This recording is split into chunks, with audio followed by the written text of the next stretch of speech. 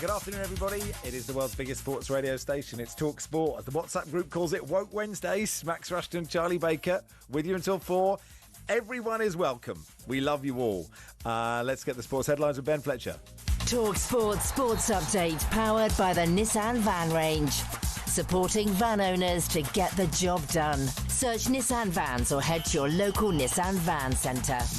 Good afternoon. Confirmation that Pezzolano is out and Grazier is in at Vicarage Road. The former's 10-game reign is the shortest for a permanent manager in the club's history. A club statement expresses delight at Grazier's return, adding his vision and approach align closely with our objectives.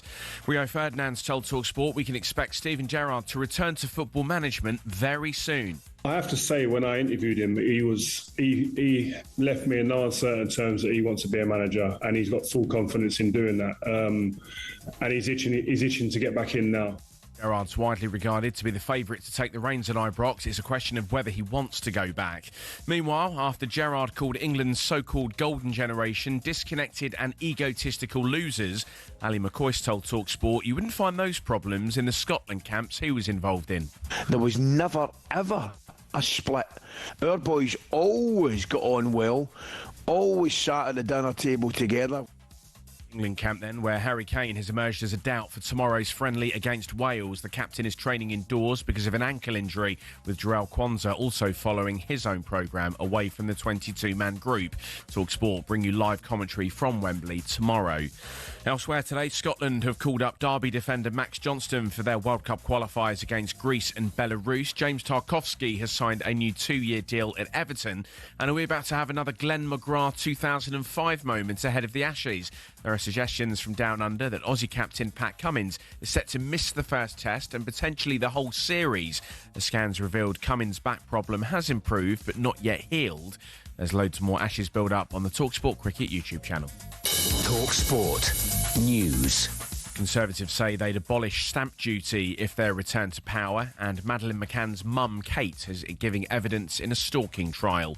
There's more from Amelia at past. talkSPORT weather with QuickFit. Today it's raining tyres in our centres, including top-notch brands like Pirelli. Visit your local centre or quickfit.com and book today. That rain on the south coast clearing by mid-afternoon. Dry elsewhere with some sunny spells. Rain in western parts.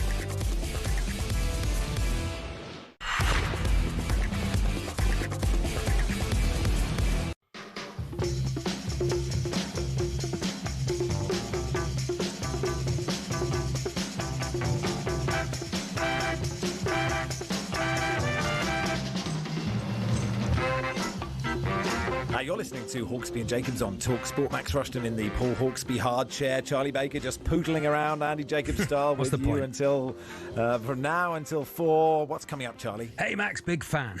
Thanks. Well, you write these. This afternoon, we'll talk England with both Henry Winter and Jay Bothroyd. One of them will tell us about receiving their legacy international cap from Harry Kane. Yeah, but which one? We'll speak to Rugby World Cup winner Rosie Galligan, and England's Henry Slade joined us as well. And all-round good guy and annoyingly talented Alex Horne will discuss the big sleep out. Yes, at Slough Town. We'll do some Rangers. Big cricket news with Pat Cummins missing some or hopefully all of the Ashes. Yeah, we might do a 2-word phone-in if the afternoon listeners can handle it. Good afternoon, everyone. Good afternoon, Charlie. 2 texts. Do you want me to read the first 2 texts? Yes, please, Max. I'd love that, yeah. Matt says, yes! Exclamation mark, exclamation mark. 6 exclamation marks. Max, Max, Max. And the next says, working from home today, was looking forward to what I assumed would be the soul-warming tones of Paul Hawksby. Yeah. Instead, going to have to listen to you two clowns instead. Day ruined. possibly weak. Perhaps But we'll wind the we'll wind the sent with love. clownness back in. We'll wind the clownness back will in. we? Just a Will you? very sensible, solid football and other sports show today, Max. Yeah, well, I mean, that's not what Paul and Andy do, No. is it? I reckon I could do soul warming. I could release an album of soul warming. On the subject of Paul Hawksby's warming tones, I played golf yesterday, Max. With Paul Hawksby? Not with Paul Hawksby, with my friend Duncan. Okay. Played hello, Duncan. for the first time in about 2 or 3 years. Played like exceptionally well. Like Okay. 4 pars. 6 under. 4 pars. Four pars? 4 pars, yes. It was insanely good. Anyway, Many went for congratulations. a little quick drink afterwards at the bar, ordered a couple of pints, and the bloke behind the bar went, shouldn't you be on the radio? Oh, good. And I was like, Good stuff. this is nice. This is nice. Please He went- say they didn't think it was you. He said, it's Tuesday, isn't it? You're normally on the radio. And I said, my days have changed. I'm doing Wednesdays and Thursdays now. He went, oh, right. Oh, that's good. I can listen on a Tuesday now then. And now he's just texted you. Give my best to Paul Hawksby. I was like, oh, great. There we are. Monkey Hanger Hendo says, hi lads, is it Christmas happy days? It's the dynamic duo on a weekday, buzzing, best show on the radio. Have a great one. There we are. That's nice. this. We split the nation. Split the don't we? nation. That's what we do. We split the nation. That's where it goes. I'm so excited that Watford have appointed Javi Gracia. It's lovely. Because it's the constants in life, isn't it? How do you think they go about? You know when they say we've got to get rid of this guy, and he wasn't there long enough for me to register who it was. I couldn't tell you his name. No, neither could I. But they do that in the bulletins. That's what the bulletins are for. We'll do the rest of it. They'll give you the information. So anyway, this poor lad is, he's been fired, but now he's in the mix for the next time, isn't he? Yeah. He must look forward. Well, it's disappointing to be sacked, but looking forward to being able to apply for the Watford job next time round. Absolutely. And actually, the best way of getting the Watford job in 3 years is to have the Watford job 3 years ago. Yeah, that's what qualifies you. So it's weird how this guy, whoever he was, somehow fell in to the little sort of the rotating, the carousel of Watford managers. I like it. It's how did he sneak in? Like it's someone, and now he's part of it. And it's Javi Gracia, and then it's Quique Sanchez Flores, and then it's this guy. And in a few years, we'll know who this guy is. Pezzolano, which is Pezzolano. the sort of name that I would sort of say if I was asked the Watford manager, and I was trying to make up a name that might be the Watford manager. They discovered, actually, he's called Ray Brick. And 10 weeks in, they were, you're not Paolo Pezzolano at all. You're Ray Brick. Ray Brick. Good manager, though. Good manager. Well, the thing about Ray Brick is, right, you know what he's going to do. He's going to shut up shop at the back. He's going to play 4-4-2. He's going to get them running up hills in pre-season. He's going to talk about hard work. And that's the Ray Brick. People call him old school, but actually people forget that Ray Brick was one of the first people to bring in flip charts. Yeah. And stats. He did. But he's no longer being considered for the Watford job. I also liked, and I'm about to say something rude about Ali McCoist. Oh, wow. Sorry. No, Don't throw Ali. I mean, that gets taken off air. This is a big risk, isn't it? We're going to fall out. Well, obviously. Who doesn't? Everybody loves Ali McCoist, don't they? Everybody loves Ali McCoist. Everybody. And so they should, because he's the nicest man. Once I brought my son in to do work experience, and on the way in he said, "Oh, I'm looking forward to meeting Ali McCoist." I said, "You won't meet Ali McCoist. You won't meet him, and if you do, he'll just be busy. He'll blank you. He'll blank you like the absolute charlatan, the horrible man. The lift opened. Stop it. There is Ali McCoist as the lift opens." Okay. Was he in? He's normally in that suit with the little hat, going, "Which floor, sir?" Yeah. No, he goes. Did he do that? Hey, Charlie, how are you? And then he goes, "Who's the wee fella?" I mean, my son is 6'1" and a lot taller than me. And he goes, "Oh, this is my lad, Stanley." And he goes, how? And he stood for about, I would say, 15 minutes, chatting to my son about what he was doing and doing with his life. That's how nice he is. Carry on. Maybe. Well, it was only because there was that clip in the news where, Steven Gerrard has said, actually everyone hated playing for England at the time and they're all arrogant egotists. If you listen to it, it's actually him and Rio Ferdinand sort of exploring this conversation. It's quite interesting how they talk about it and their relationship then and now. And I sort of think it's just a bit of a shame, really, that you become an elite sports person at 20, and you become emotionally intelligent if you do at about 45, and so those two things don't mix, do they? And so, like, had they possibly all been really old and had worked out they could get along, but Ali said they all got along at Scotland, and so obviously that wasn't the reason that they didn't do well. And I was trying to put my finger on why they didn't do well. It's because they just weren't as good. That was my mood. Wow, you were going to say less pressure, I would say. Less pressure? I don't know. Being maybe a not. Scot? Being in the Scottish team? I don't know. The pressure on that Golden Generation team was immense. Enormous. It was. An enormous amount of pressure. And you had Scholes, like one of the, if not the greatest England player of ever. Ever? Just God, that's not quite too far. one of, I can't be rude about Paul Scholes one again. of an insanely talented footballer who we could not find a place for in the team. Well, the thing I always wondered, and I don't know if anyone's ever wondered this before, is could you get Lampard and Gerrard in the same could you get them in the same text us now, 8:10:89. Yeah, that's true. Has anyone ever done that no one before? had ever considered it. Have they ever considered? Because they were both very talented players, but I just wonder if they complemented each other. And actually, if you had just built it around Scholes or given Joe Cole a more central position, he might have to sacrifice one of Lampard or Gerrard. Maybe it would have been better. But I mean, no one's ever thought of that. No one's ever talked about it. No one's ever talked about it. Just on Ray Brick, a few texts on Ray Brick have come in. It's very nice. Players would run through a wall for Ray Brick. Very solid manager, of course, remember that. But also, can we do a Brick Slab 11? This is nice. From Anonymous. I'll go first. Danny Drinkwater. There we are. We'll take it. We'll take it. Kiernan Dewsbury Wall. That's very good. I like Give us the 11. Ray Brick 11. Yeah. If Ray Brick is given 3 transfer windows so he can build the entire solid thing. Manager. Very solid manager. If he gets enough windows, Ray Brick, he will. It won't be the prettiest football, but you're not going to get relegated. He's third favourite for every single management job. Ray Brick. Is, but... Max and Charlie on a Wednesday. It's like having 2 Saturdays a week. Pure entertainment makes our day at ironing much better. That's nice. John and Deb's at Deb's Ironing Shop in Wakefield. It's very, very kind of you to say that. Thank you very much. Anyway, Eddie says, do you get your own magnet up on the talkSPORT board? Now you're on during the week. No magnet. Well, this I've discussed this before the show. I've got a magnet. Charlie's got a magnet. It's only me and Barry that don't have a magnet. And look, I don't want to get precious about these things, and I don't know if management pay any attention to these programs that I occasionally broadcast on, but where's my magnet? Where's Feels my quite a small magnet? thing, Max. Feels quite a small thing. Julian Bricks, thank you. Do you put your name on them, otherwise you can't get... No, you don't have to. I just start, Kiernan Dewsbury Wall, Julian Bricks. Is Julian Bricks only getting in the side because his dad is Ray Bricks? Or... It's nepotism. It's not what you know. True. It's difficult, though. It's tough to be the teacher's child, isn't it? Fitz Wall. I'm really enjoying this. So that's good. Ray Bricks starting 11 for Watford the next time he gets the job. 8:10:89 at Max Rushden at Baker's Tweet. You are listening to Rushden and Baker on talkSPORT in partnership with Toolstation, who obviously sponsor Ray Bricks. Oh yeah, they love Ray Bricks. It's like we thought about this. Next stop, Toolstation.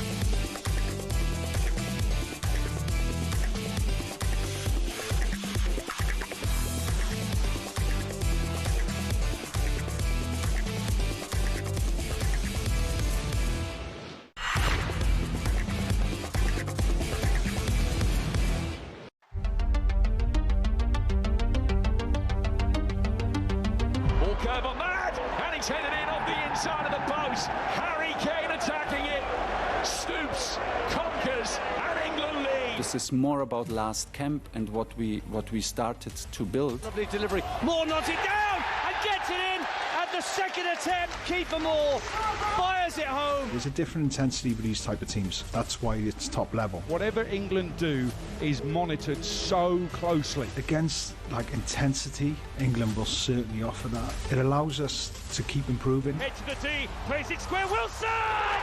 It's Harry Wilson with another goal. There are some big players that are not in this squad that are playing well enough to get themselves into the squad. Unbelievable! A Jude Bellingham overhead kick. Is he one of the best players in the world in midfield? Yes. This is a team sport. We have to find solutions. Wembley Stadium against one of the top nations in the world. I don't know what that is, apart from being excited. So that music made me feel a bit anxious about the whole thing. I was sort of quite relaxed about this game, and sort of really ramped up the tension. We should say, Charlie, it's Max and Charlie here until 4 this afternoon. The most texts ever on Ray Brick's 11. I mean, there's so much. Boris Yeltsin cleaning a patio in Wigan. Lovely to have you on board as a listener. El Hadj de Roof, Paolo Slabaletta, Grout Fass, Antoine Cemento. I do like Trowel Jimenez. That's very, very good. But keep them coming, please. Why not? It's the 11 at the new hundreds already. New Watford manager Ray Brick is going to pick his 11, and you can get in touch with that. Anyway, let's look ahead to England with a man who played for our country, and he got his legacy cap off Harry Kane the other day. Jay Bothroyd joined us. Hey, Jay. Hey, Jay. How you doing? All right, guys? Yeah, good, thanks. Yeah, good. You put out a lovely picture of you, I presume with your boy, getting your legacy cap from Harry Kane. What does that mean to you? I mean, it's the best feeling in the world when you play for your country. For me, there's no higher achievement to represent your country that particular day. You play for your country. You know, everyone is supporting you from England. You know, you go back to your clubs and then you start getting the, you know, I don't want to say abuse, but you start getting all the banter from the fans and whatnot when you're playing against other teams. But in that moment, everyone in England is supporting you. So that's why it was such a proud day. It was a great day. And then to receive my legacy cap off Harry Kane was great. Yeah. And how did that come about? The FA just contacted me and they said that they're, you know, handing out their legacy caps and they want to make the ex-players more a part of it, pretty much like a bit of a Club England. So, you know, I was over the moon that they wanted to give me my cap. And, you know, yes, it is one cap, but as you can see there, it's, you know, I was 1,172 at the time. So there's not many players to actually receive a cap, which, I mean, that in itself means the world to me. And yeah, I went down there. I had a question and answer with some of the supporters who pay like a yearly subscription to go and watch the team train and things like that, go to all the games. So I spoke to them and then, they just, you know, they called me on the training pitch that particular day. It was like a recovery day. So all the players were inside and it got given to me. Fantastic. And it's now 1,172 tattooed on your body somewhere, on every single bit of clothing you've got. 11, 7 and 2 in your lottery numbers. I mean, listen, I was thinking, I might get a tattoo, actually. I haven't had one for a while, so I might get a tattoo. You have to, right? But I'm definitely going to be wearing it for the England game. I ain't playing. I'm going to wear it at the pub. Oh, yeah. You have to wear the hat everywhere, of course. Yeah, absolutely. Just around the pushing the trolley at the supermarkets. Exactly. Oh, what this? I've got the original one as well, the navy blue one and the red one, so I can use that as home and away. Nice. That's great. It's interesting you say, you know, because quite often they'll be like, you know, these guys only got one cap for England. And it's and then when you say, you know, if you think how many, you know, to play for England's men's team, how many English men there have been who wanted to play for England. You know, like I don't have any caps. Charlie doesn't have any caps, and so that's. I suppose, was there a time in your career where you were like, I only got one, and is it sort of a bit later on you go, hang on, I managed really to get to the pinnacle. No, it was. You know, the thing was, not many people know, but I mean, people at Cardiff would know, Dave Jones would know, but Stuart Pearce come to watch me train and other squads, but I was injured. And that particular squad, there was only one game. So, you know, obviously I played against France at Wembley, but normally there's 2 games in an international break. And I didn't have the opportunity to go and play again because, like I said, I had injuries and it just worked out like that. But I mean, I'm just grateful of that one cap. Like I said, it means the world to me and my family. Yeah, 17th of November 2010 v France. I mean, that would be a good French side as well. What do you remember about the night? Do you know what the thing was? People ask me this question all the time. It was a bit of a blur, to be honest, guys. It really was. Meeting up with being in the preliminary squad, to be honest, I was like buzzing with that. And then to get called in the actual squad, the most exciting thing about it really for me was the training. Yeah. Like I just wanted to train against these players, like the Steven Gerrards, the Rio Ferdinands, all them kind of players. You want to test yourself against them and belong. For me personally, I didn't want to be like, oh, he's a good player for the championship. It was very much like, oh no, he is a good player actually. Yeah. He deserves to be. He's here on merit. But then when I came on itself, I never really regarded myself as a patriotic person. But standing there at Wembley, singing the national anthem, it just gives you goosebumps. It's an incredible feeling. It's like, only the people that have actually done it can probably explain it like I am. But it's just one of those feelings that you just want to get again and again and again. And that's what drives you, especially when it comes to international football. Yeah. It's interesting you say you want to train with these guys. And I don't know if you saw, Steven Gerrard talking to Rio Ferdinand about, how the fact that people didn't really get on. Did you arrive at the squad going, this is England, and then everyone hated each other? And you were like, guys, we should be enjoying this. You know what the thing? It wasn't so much that, and you are aware of it because I feel like when I look at the England squad today, it looks like there's more of a togetherness. When I see them yesterday, a couple of days ago, they was all very much together. They was messing around together, having a laugh together. The Arsenal players were mixing with other players. It was really good to see that. When I was in the squad, it was a lot of kind of a bit cliquey. And like Steven Gerrard's there, it was very much like not everyone was downstairs mixing. It was more people was in their rooms, so you didn't really have that team spirit. And when you look at that squad, everyone says the golden years, like really, that squad should have won the World Cup. I mean, when you look how good it was, all the players in their prime, we definitely underachieved. But seeing the squad as they are today, there is definitely a better team spirit. But I think it's a mentality thing and a culture thing now. Everyone's more friendly. I remember even just club teams, like playing against your mates. I didn't used to speak to them. I didn't want to speak to them during the game. I didn't want to say hello or handshake or nothing. I was just focused on the game. If we won the game, then I would go to them and say, oh, well done, blah, blah, blah. But if we lost the game, I wouldn't speak to them afterwards either. Yeah, it's funny, isn't it? I mean, I suppose, and the thing is about international football, and I'm not the only person saying this, but and actually any dressing room, vibes really matter. There is, it might sound a bit twee, but if the feeling is good, and that isn't just football, actually, that's any workplace, right? You take a radio show, we've all worked on shows where everyone really gets on, all the production team, the ones where are a bit fractured, like me and Charlie actually hate each other, Jay, but we have to put on this front. Can't be in the same room. If the vibe is good, it makes such a difference. Yeah, no, 100%. I always think that the team spirit in a dressing room. I mean, listen, a team spirit can win you games. You see you look at Sunderland recently, they're winning games, and it's that team spirit because those players are not as good as the established Premier League teams, but ultimately the team ethic, the team work rate, all pulling together in one direction, that can get you results. So, I mean, when you look at this England team, they've got some of the best players in the world. Yeah. Now they all have to pull in one direction, all believe in each other, have that team spirit and go and win a competition. Yeah, one of the players who is the best in the world, in my opinion, at the moment, gave you your legacy cap, 1,172, is Harry Kane. Do you think he'd come back to Spurs or an other Premier League club? I did ask him. He just smiled. He said he's enjoying it at Bayern at the moment. But I mean, I'd love to see Harry Kane come back, and I think if he did come back, he'll definitely get the Premier League record for goals. He's a fantastic player. I love the way he's evolved his game. The Harry Kane you see 10 years ago isn't the Harry Kane of now. His movement's still top, but he scores all types of goals. Yeah, from the edge of the box, left foot, right foot, headers, great goals. Scrappy goal. He scores all types of goals. And I think when you're a player aging, coming up to your 30s, going into your 30s, you always need to evolve your game. And he just keeps doing it, and he keeps scoring goals. And I mean, his goal scoring record at Bayern is like just ridiculous.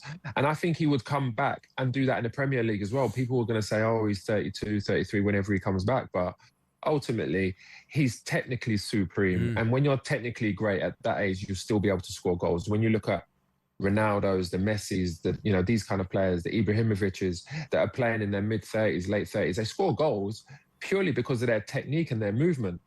It's not the physicality no more, because you lose your speed, you lose your strength. It's the mind and the technique that keep making you effective. Jay, lovely to talk to you. You've been brilliant, Jay. Thank you so much. Pushing your trolley around Tool Station with your cap on, and then change it for the other one and back again. Cheers, pal. Thanks for coming. Why not? Thanks very much. Nice speaking to you. Jay Bothroyd there. England-Wales commentary that game on talkSPORT tomorrow night. Manager for the Ray Brick 11. Well, Ray Brick is the manager. Ray Brick's the manager. I'll have you know. But Griffin Kings Lynn says, Nuno a spirit level Santo. I mean, assistant. Assistant, that's maybe. Really good. That's lovely, isn't it? I mean, I could read if I read Victor Lindelof. Yeah, there we are. Very nice, better. Very nice. I like that very much. Granite worktop jacker kind of works on it. A lot of Thomas Gravelsons have come in. That's very nice. Yeah, you can't get enough Thomas Gravelson. And lots of mortar. Ryan Masonry. Thank you, Matt. It's very good. Glenn Hodd. Grout Veghorst. Very nice. Okay. Andy in Orpington. Thank you. Anyway, this is Rushden Baker on talkSPORT in partnership with Tool Station. Stay one step ahead, whatever the job. Next stop, Tool Station. Rosie Galligan was part of England's Women's Rugby World Cup winning team, and they beat Canada the other week, and we'll talk about that in just a second.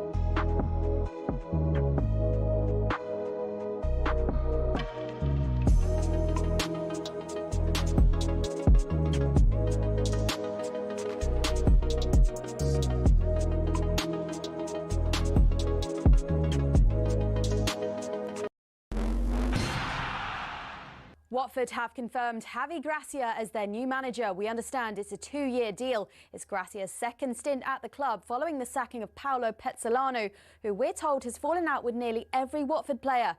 Meanwhile, Rio Ferdinand has told talkSPORT Steven Gerrard is ready to return to management. I have to say, when I interviewed him, he left me in no uncertain terms that he wants to be a manager, and he's got full confidence in doing that. and he's itching to get back in now. We're told Gerrard is the leading contender to take over at Ibrox from the sacked Russell Martin. Elsewhere, Harry Kane has not trained with England due to an ankle injury. The captain is now a doubt to face Wales tomorrow evening live on talkSPORT. Now, darts without alcohol, will it work? Will it be the same festive party atmosphere? Probably not. But let's try it and see. Matchroom founder Barry Hearn is unsure if there's an appetite for darts in Saudi Arabia, but he's told White and Jordan it'll be an interesting experiment and the players understand the rules. There's no smuggling stuff in or, round corners. That's the law, and you will get arrested and potentially imprisoned if you break the law in any country. Saudi Arabia is getting its first PDC event in January, and it's being reported Pat Cummins will miss the first Ashes test and maybe the whole series. The Aussie captain and leading fast bowler's back injury has improved but not healed. There's more Ashes build-up on the talkSPORT Cricket YouTube channel.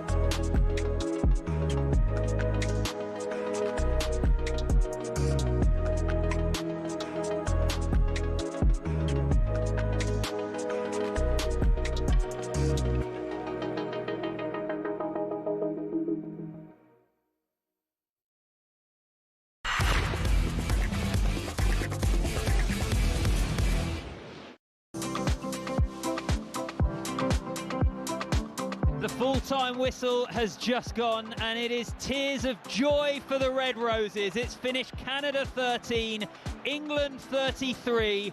England are the world champions. What a moment for this team who have conquered all before them. When they lost at Eden Park against New Zealand in the last World Cup final 3 years ago, eyes immediately turned to this moment on home soil, and they haven't lost since that defeat. This is their 33rd victory in a row by a mile. It is their most important. It is a moment that they will hope will define and shape the future of English rugby, of women's rugby, in front of 82,000 at Twickenham. England have their golden finish. They're the most professional side. They're the standard setters in the women's game. And they are finally, for the first time since 2014, the champions of the world. The full-time score in the Women's World Cup final, Canada 13, England 33. Yes. I presume our next guest doesn't mind hearing that. Yes. Rosie Galligan, one of England's World Cup winners, joins us. Hey, Rosie. Hey, Rosie. Hello, how are you guys? Good. Have that as your ringtone for the rest of your life. Honestly, I think every time we still see all the pictures and stuff, it's still a pinch me moment. So yeah, it's definitely going to be something that I cherish for the rest of my life. Yeah, it's 11 days since you won the World Cup. Have you, has it got yet? Have you sobered up, were you going to say, Max? Or, No, I was going to say, if I won the World Cup, I don't know how many days it would be when I woke up and I wouldn't think, I won the World Cup, Is on day 11, are you a bit like, now you just think about putting the bins out, or is it still very much the first thing you think when you wake up? Yeah, no, I had to text the neighbour the other day being like, what bin day is it? And he was like, oh, God, where have you been the last few weeks? So, yeah, definitely back to reality. But at the same time, it's quite nice being at home, being in hotel rooms with other people's food for 18 weeks gets a bit boring and a bit mundane. So very happy to be home, making my own cup of tea and own bacon bagel in the morning. Yeah, very nice. I mean, brilliant for you personally. I know you'll talk about the team because that's what rugby players do. But for you personally, you've had some significant setbacks in your career. You've overcome adversity, but you stayed motivated, and so it must be so worth it. Yeah, for sure. I contracted bacterial meningitis in September 2019. Managed to get back in that January of 2020, and then got dropped in a line out and broke my ankle, which saw me on the sidelines for a whole year because it was COVID as well. So that for sure has been a massive blow in my career, as well as a few hamstring injuries and a broken thumb in the warm-up at Allianz Stadium. But apart from that, you don't really think about all the lows when you've just won a World Cup. Yeah. So everything that's happened in my journey is meant to have happened, and it's made me who I am today. Is there a moment in the game, like, it was a convincing win? Is there a moment in the game where you're like, okay, we've done it now? Or do you have to wait until the final whistle? There's that moment in rugby matches where the game's over and then someone just boots out and you go, but when was the moment where you thought, this is ours? Well, I thought that it was kind of done, and then we got the yellow card quite late on, and I was like, oh, this is a bit this is going to make it a bit tighter now. But I think we just knew in the whole game, none of us ever felt pressure in that sense. Like, we knew that we'd have to win the game 3-4 times. Like, we talk about a whole 80-minute performance and keeping winning on winning, but it never felt like we were actually going to lose. And I think it's just one of those days where everything pieced together really nicely. And although they scored that first try, it didn't faze us. We just knew that we had to try and get the next couple of positive actions. Who's been your biggest influence, do you think, Rosie? Growing up, did you have someone who played the game, who you watched playing the game, who constantly took you on a Saturday and a Sunday, and I'm assuming midweek training? Who's that for you personally, Rosie? Yeah, it has to be my dad.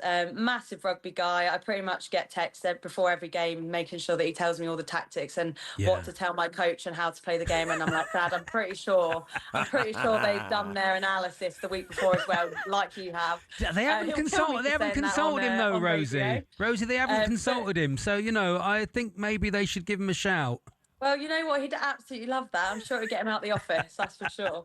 But yeah, he is the person that's taken me around the country in every sport that I've done since I was a kid. Didn't actually pick up a rugby ball properly till I was 16. So before that, it was netball, hockey, cricket, all around the county.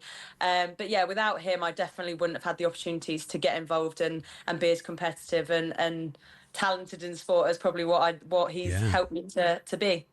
Yeah, dads are great, aren't they? I used to read the news I used to read the news back in the day, and then my dad would text going, "Yeah, I can hear you breathing, and I can't hear that on Radio 4." And you're like, "Oh, cheers, mate. I'm doing my best here." Yeah. And look, you Rosie, you got engaged to your teammate Marley Packer before the tournament. You won the World Cup together. I mean, that is beautiful.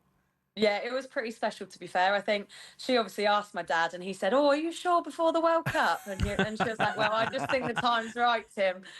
But no, it was the most magical day. Obviously, we both knew that we wanted to go and win the World Cup together, so we parked the engagement for a little bit. But we've definitely been able to breathe and think a bit more about those special moments and enjoy a few special occasions afterwards as well. I mean, it's brilliant tactic, to be honest, because you can't really say no, because it's absolutely going to stink the place out. Ruin the whole dressing room. If you say no and they lose the World Cup, it's completely your... Just small wedding, big party. That's the trick. Yeah, that is the plan, isn't it? The small ceremony, and then I want a big 2-day party. 2 days. Okay. Have you seen Alona Mayer, who is the sort of most famous, I would say, rugby player in the world at the moment now, but it might change now that England have won the World Cup. They've made a Barbie doll of her, and brilliantly, well, not brilliantly, about time, it's the first Barbie doll to ever have actual muscles. Yeah, it's incredible, isn't it? I think they've made a few different ones. There's definitely one of Ellie Kildan as well, who's the curly fullback for the England team. And I think it's just fantastic to see, like, we want rugby to be somewhere that people feel that they can come to and be themselves. That's what I found with rugby for sure, is that I was a bigger build girl, always that big girl in a friendship group. But actually in rugby, I'm seen as a very normal size and I fit in really well. And that's what's so good about rugby, is it is regardless of your shape, size, how you speak, how you walk, how you talk, like you can be there and you can be part of the family. Yeah, and listen, it shouldn't be up to you to grow the game, right? You should win the World Cup for just winning the World Cup's sake, but it does have an impact, right? We've seen that with the Lionesses, and rugby, men's rugby and women's rugby has to fight for airtime and all those kind of things. So, like, your achievement, I guess when you're doing it, you're not thinking this could pave the way, but is there part of you thinking that? Yeah, we use the Lionesses as kind of like one of our goals. Is we've seen how successful they've been with after their success of the Euros and what they've achieved in schools, and with girls picking up kicking a football. And that's been similar for us. Our mantra throughout the tournament has been for the girls. Not only is that for the girls that have pioneered the way, but it's for the girls in the future, and also for the girls that are in the changing room on that finals day. So we've wanted to make sure we inspire, whether that's a 40-year-old woman or it's a 4-year-old girl or a 4-year-old boy. Like, we wanted to show how good women's rugby is as a product, but also how welcoming it is to everybody. Brilliant. We've got to let you go, Rosie, but I just wanted to ask, we've just had Jay Bothroyd on, who got 1 cap for the England men's football team, and he was legacy number 1172. Do you get legacy numbers for rugby? Yeah, so I'm Red Rose number 233. Wow, I love it. Red Rose. And that is everywhere on everything now. I've got a tattoo of it, don't worry. It sounds a bit like my granny's phone number in about 1983, Red Rose 233. Glad I reminded you, Gran. Hey, congratulations, Rosie. Thanks for coming on. Thanks, Appreciate Rosie. your time. Thank you very much. Rosie Galligan there, England World Cup winner. Forever, for the rest of her life, Max. Yeah. Will we ever win anything? Do you think we'll win anything? And we obviously radio show of the year twice retired. We were. But we don't talk about it. Don't bring it up. Don't bring it up. Stop talking about it. But why did they retire that award? We wanted the hat-trick. Anyway, Eddie McGoldbrick. Thank you, Eddie McGoldbrick. Okay, we're leaving it. I know we are leaving it. James Ladderson. There we are. Thank you. Good. Shanks, it's still good, isn't it? Alex Horne will join us in just a second, and he's won lots of things, so we'll talk to him about. He's doing the big sleep out at Slough Town, and we'll chat to him about that.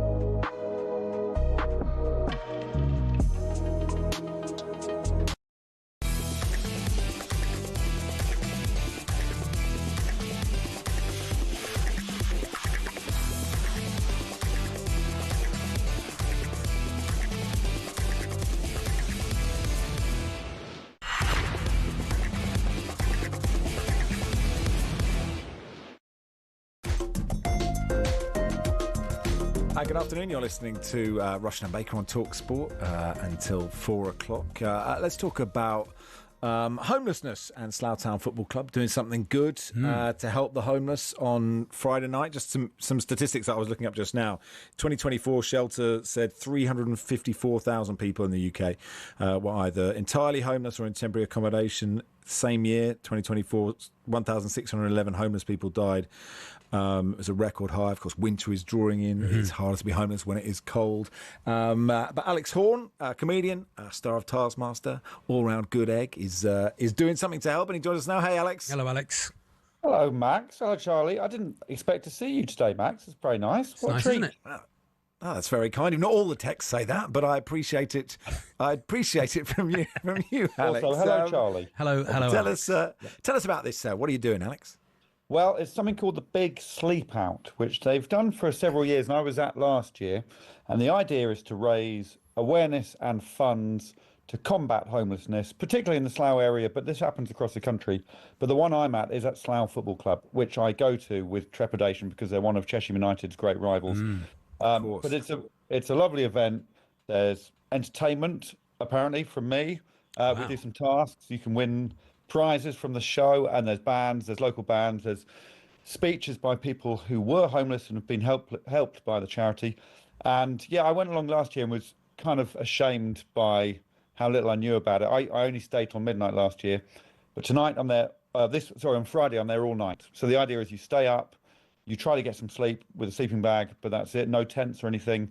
And it's not meant to say this is what it's like to sleep rough, because obviously it's not. You know, we're all going to go home again in the morning. But it is meant to sharpen the mind a little bit and make you at least more aware of this stuff that's going on all the time, and we are pretty good at ignoring. I worked at a homeless shelter for many years in London, and it's not like I'm nice, I did charity work. But the thing, Alex, that came across to me, the longer that I went there, once a week just to cook dinner, was it is all human, like it's not just you've got in your mind who might be homeless, and it just isn't like that. Like anyone can end up homeless through all manner of reasons, misfortune of where you're born or where you've grown up, or just a number of, like, you can be absolutely fine and just a couple of things go wrong in your life and it can happen. Yeah, completely. I mean, at the shelter in Slough, I mean, the reason I'm linked with it is because I live in Chesham, and we're very lucky. We don't have an awful lot of homelessness.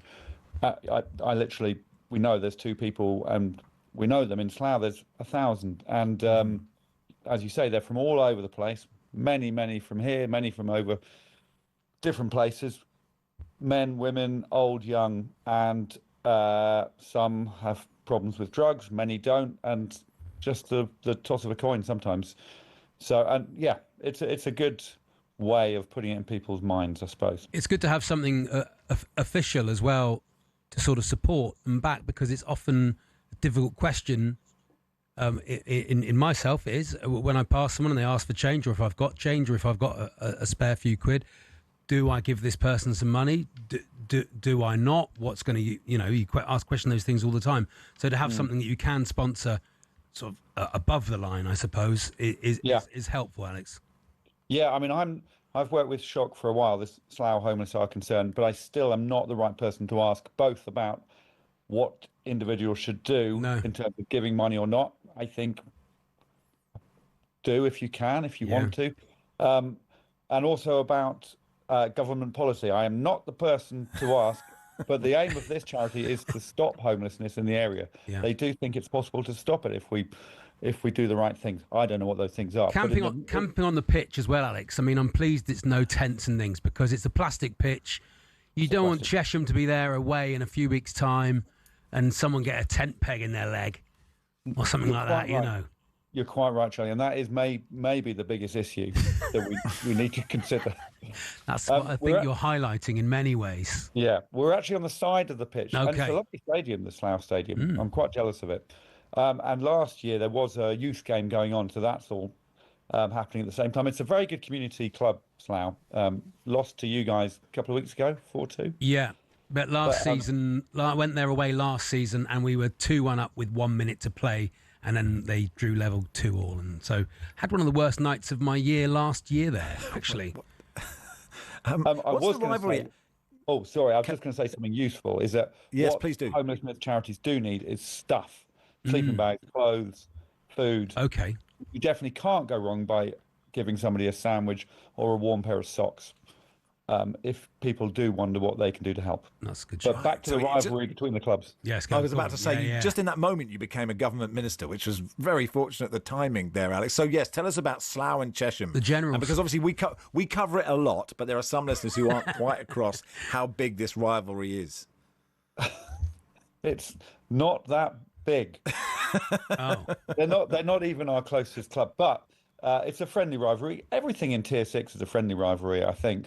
There's never any trouble. I was there on Boxing Day last year, and I stood shoulder to shoulder with Slough fans. Wow! And I enjoy watching a plastic pitch. I mean, one day Chesham may become all-weather surfaced. No, it's friendly. They've got a very good cafe.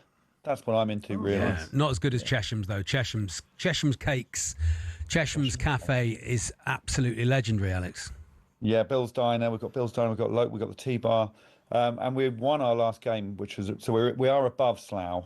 I think 8 places behind Torquay. Yeah. But we're in a similar boat. We're just trying to avoid the drop. You won't go down. You won't go down. There's plenty worse teams. What type of football are Chesham playing this season, Alex? What do you mean what type of English football? What are you talking about? I mean, like, is it tiki-taka or are you just getting it launched, Alex?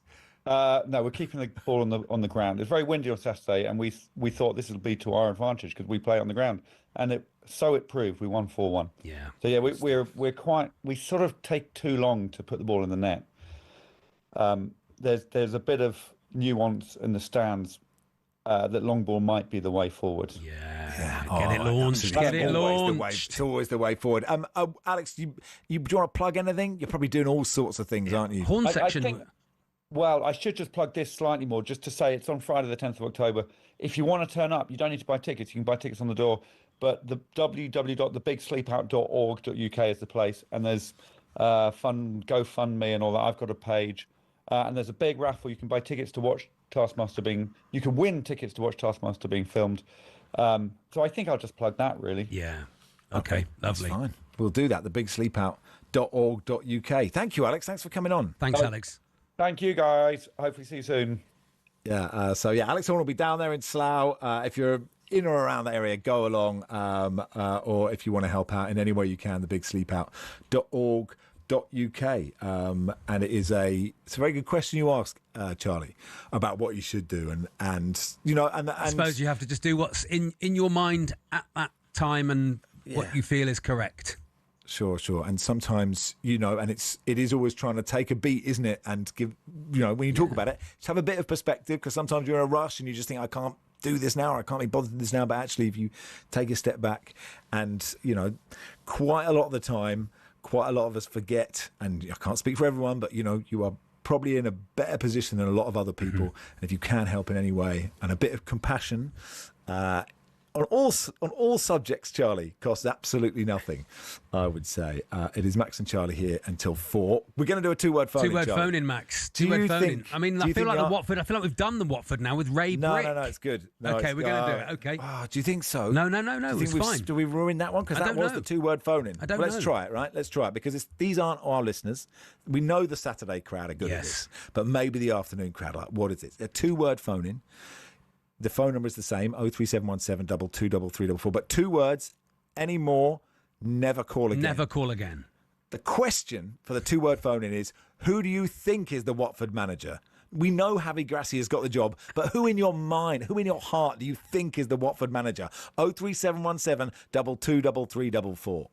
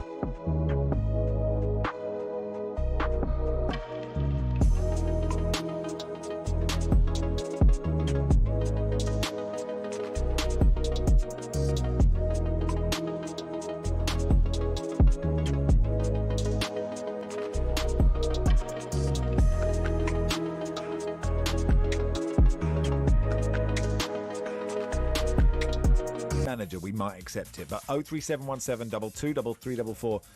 We know Javi Gracia is the Watford manager, but who do you think is the Watford manager? If you close your eyes, who is the Watford manager? Who is it? 03717 223344. Taking your calls live after the sports headlines with Ben Fletcher. talkSPORT Sports Update, powered by the Nissan Van Range. Commercial vehicles built around your business. Search Nissan Vans or head to your local Nissan Van Centre. Good afternoon. Watford have confirmed Javi Gracia as their new manager. We understand it's a 2-year deal. It's Gracia's second stint at Vicarage Road following the sacking of Paolo Pezzolano, who we're told has fallen out with nearly every Watford player. A 22nd different manager under the club's current owners. What does talkSPORT's Simon Jordan make of that? The extreme is the Watford model, but as a matter of course, it has worked. Watford have no God-given right to be in the Premier League. The scale of Watford as a football club is always punching up to be able to achieve things. And the Pozzos, don't believe that a manager needs to be kept in a job to achieve certain levels of success. Harry Kane's not trained with England this afternoon due to an ankle injury. The captain is now a doubt to face Wales tomorrow evening. Jared Kimber was the only other player not to train with the 22-man group. A reminder you can hear England-Wales live on talkSPORT.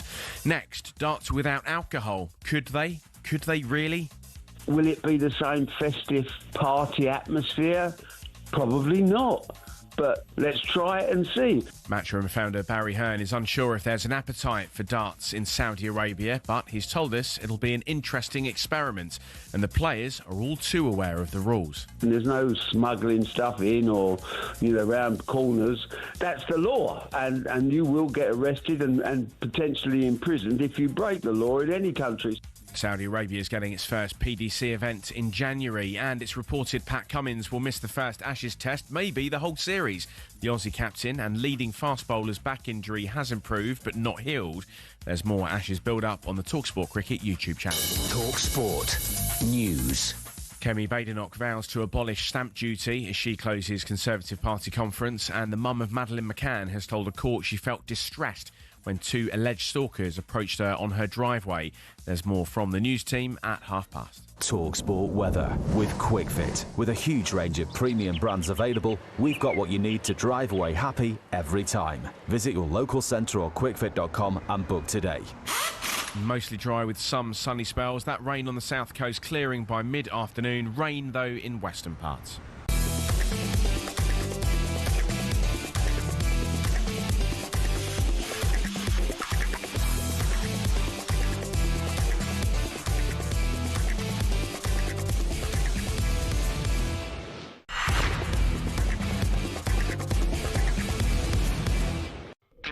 What's the best goal, Andy? Josimar. Oh, lovely. Just one word needed. Ian is a Man City fan. What's the best year, Ian? 2012, Aguero! Oh, never call again. Too many words. Don't use your phone again. Michael, throw your SIM card out of your phone. Throw it out the window. Drive over Burn your phone. Burn it. Michael's a Preston fan. What's the best goal? Poppycock. What a great phone-in. Phone-in. Here we go then, launching the 2-word phone-in on the daytime schedule. Okay. What could go wrong? Who do you think is the Watford manager? That's the question. 2 words only. Jamie's a Bournemouth fan. Jamie, who do you think's the Watford manager? Ronnie Pickering. Ronnie Pickering. It's a great start. Andy's a Rangers fan. Who do you think the Watford manager is? Jeremy Clarkson. Jeremy Clarkson, the Watford manager. Scott's, okay, very nice. Scott's a Nottingham Forest fan. Scott, who do you think the Watford manager is? Elton John. Elton John. Well, he probably is. This is good stuff. Andrew's a Birmingham fan. Who do you think the Watford manager is, Andrew? Kiki D. Kiki D. Kiki D. Don't go breaking my heart. Billy's a Spurs fan. Billy, who do you think the Watford manager is? Sergio Garcia. Oh. Yeah, that really could be. It really could be. That's a good one. It could be, though, couldn't it? It could, if you told me it was, I'd believe you. Ben Fletcher going. And Watford have appointed Sergio Garcia on a 2-year contract. Steve's an Arsenal fan. Steve, who do you think the Watford manager is? The man from Del Monte. 3 and 4 words. Too many words. Too many words. Never call again. Bin your phone. Rory's a Manchester United fan. Who do you think the Watford manager is, Rory? Ray Brick. Ray Brick. Ray Brick. What a phone in. They'd be lucky Absolutely to get him. nailed it. Really good. The phone in. Use your phone. Ring the phone. It's the telephone. Time for a phone call. Ring, ring, ring. Hyperbole. Intrigue. 2 words. Thoughts. Consideration. It's your time to shine. People saying their thing. Get on with it. You on the radio. Imagine that. Wow, it's not a bad start, Max, was it? A good Round of launch. applause. A good launch. It was one of the clearest 2-word phone-ins we've ever done. That's true. I don't know what happens on a weekend. Where, there's always something goes slightly wrong. Yeah. Or Gary Ginger gets involved. Then Don't get Gary Ginger Then you know involved. you're in trouble. Max, did you hear in the news, Ben Fletcher said that the Watford manager, Paolo Pezzolano, who's just been sacked, he's fallen out with nearly every single Watford player. Really? That was what the report was. Nearly every single one. Imagine being the one he hasn't. I think he's all right. I don't know what the problem is. Groups. What's going on? No, I don't like him. Every single one. Every single player. What's he doing there? That's amazing, isn't it? Well, good luck to him in his next adventure when he gets the Watford job in 3 years' time. Think how hard you have to work to become Watford manager. Think how many people want to be Watford manager. Absolutely loads. Well, there's Quique Sanchez-Flores. He wants to be it. Sergio Garcia. Sergio Garcia. I must say, I'm delighted that someone has reminded me of Ronnie Pickering because I haven't watched Ronnie Pickering for quite some time. But I may, when the show's finished, and I wouldn't recommend doing it during the programme because we'd like you to listen to it. Yeah. But thank you so much for bringing up Ronnie Pickering. Do you know who I am? Do you know who I am? Yeah, exactly. Ronnie Pickering. Exactly. Yeah, so what? So I don't know who that is. It's such a it's an amazing bit of what society he is now very famous, isn't he? Ronnie Pickering. If you were called Ronnie Pickering, you'd have to change your name now.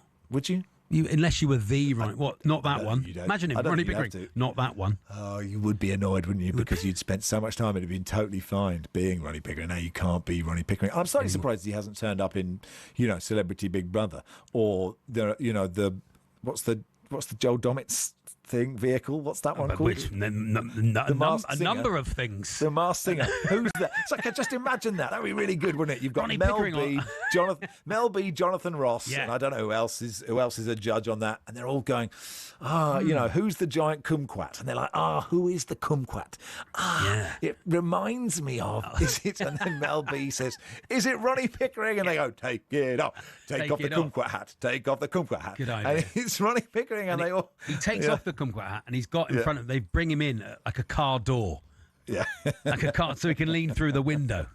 Tell you people who he is. Great idea. I've got some news, Charlie. Oh, yeah, have you? Some news from the Daily Star today. Britain is being invaded by giant swarms. He was worried where this is going. It's not the sort of thing I would read out of ladybirds. Okay. They come over here. They come over here. Simon Jordan hates them. Absolutely hates them. Ladybirds. Doesn't he? Folk across the country have flooded social media with pictures of windows and doors splattered with the tiny red bugs. I mean, you will know better than me. I obviously I'm quite far away, so I haven't witnessed this. Oh, actually, there was a few ladybirds in our garden yesterday, and I thought it was just rather nice. Okay. I wouldn't say it was a swarm. Then our dog tried to eat 3 ladybirds. Oh, really? And then how'd it go? That's not really. Is that what? Is that? There's probably an influencer somewhere saying this is how. If you want to be a success at life, get up at 5 a.m. and all you need to do is only eat 3 ladybirds between 5 and 2 p.m. That is funny. My dog has been trying to become an influencer. So is that right? Yeah, high performance dog. High performance dog. Wow, that's a great podcast waiting to happen. High performance dog getting up, drinking matcha tea, and doing free weights, and just doing sayings like this. Just sayings. When you just say, "Do you want to go for a walk?" and he just sits there and says, "Let me quote Nelson Mandela when I'm gonna," and then he appears a long on the diary walk to freedom. Yeah, He's going to talk about that. And then he appears on the diary of a CEO. Yes. And then you're like, this dog is diary of a DOG. Yeah. What were you saying? What do you mean? What was I saying? No. Well, there were a number of interruptions, but at some point you were going down the Ladybird route. I was going to go around Ladybird, but Ronnie Brickering has just come in, so I think people are trying to take it in a completely different way. Oh, that's very kind of them. What else have I got from the Daily Star? I've got my Andy Jacobs thing. Here we go. I've got something about UFO. Oh, no, this is good fun. King Charles loves a boogie to Rod Stewart. Does he? Especially his hit song, Do You Think I'm Sexy? Of course. Of course he does. Do you know what, though? If you ask women of a certain age, if you ask women of a certain age, I'd say 60 plus, they all fancy Prince Charles. Well, all King Charles. Well, when he was Prince Charles, definitely. All women who are over 60 fancy King Charles. Not all women, but women. Okay. What's the percentage? I might have gone a bit young with 60. Are you a woman over 70? If so, call us. Do you fancy Prince Charles? Maybe next week's two-word phone-in. It's only King for Charles, women over King 70. Charles, yes. I don't know what our demographic is, but if you are a woman, if you are a 70-year-old woman, you've never met one, have you, Max? Are you a woman? Tell me about them. How do they work? Sorry, let me read the rest. The Rocker's wife, Penny Lancaster, said King Charles first strutted his stuff with her in 2008. Rod, 80, performed for the Prince's Trust, and Penny, 54, said the atmosphere all felt a bit stiff. Protocol was that we should take our cue from Prince Charles. But in a moment of madness, I turned to him. Penny said she asked Charles if she could dance, and he was happy for her to boogie. He soon joined her until the whole room was moving. Wow. There we are. There we are. That was why the atmosphere was a bit stiff. That was what it was. It was dancing to Rod Stewart, the King Charles Spaniel ears. That's what it was. Ladybirds, I've just spent an hour spraying my chili plants with soapy water to get rid of green fly. No ladybirds here when you need them, says David Johnston. Thank you, David. So if you are being infested with ladybirds, or if you're over 70, a woman, and you fancy King Charles, or if you've seen Are you a woman? Family, call us. Are you a woman? I like that. I enjoyed that bit. The ladybirds, Max, is it like the dots on their back? Is it like their sort of fingerprint? Are they all got different ones? Are there different styles? You've got the information in front of you.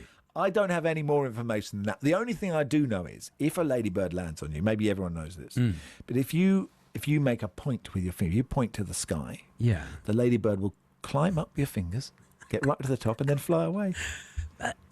You've been with your children too long. No. Is that true? It's quite good to spend time with your children. It is very good. Absolutely true. That is true, is it? Yeah, it is true. It sounds a bit like if you hold a buttercup under your chin and it goes yellow, that you like butter. Yeah.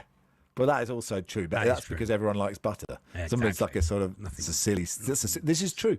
If you find a ladybird, pick it up, point to the sky, and watch it crawl up the finger. This is what people come to talkSPORT for. I actually think they did a big bit on breakfast on this bit, so we should move on. It is Max and Charlie with you until 4. Henry Slade, England and ex-chief censor, will join us in just a second. He is launching the Tackle Diabetes campaign, so we'll chat to him about that.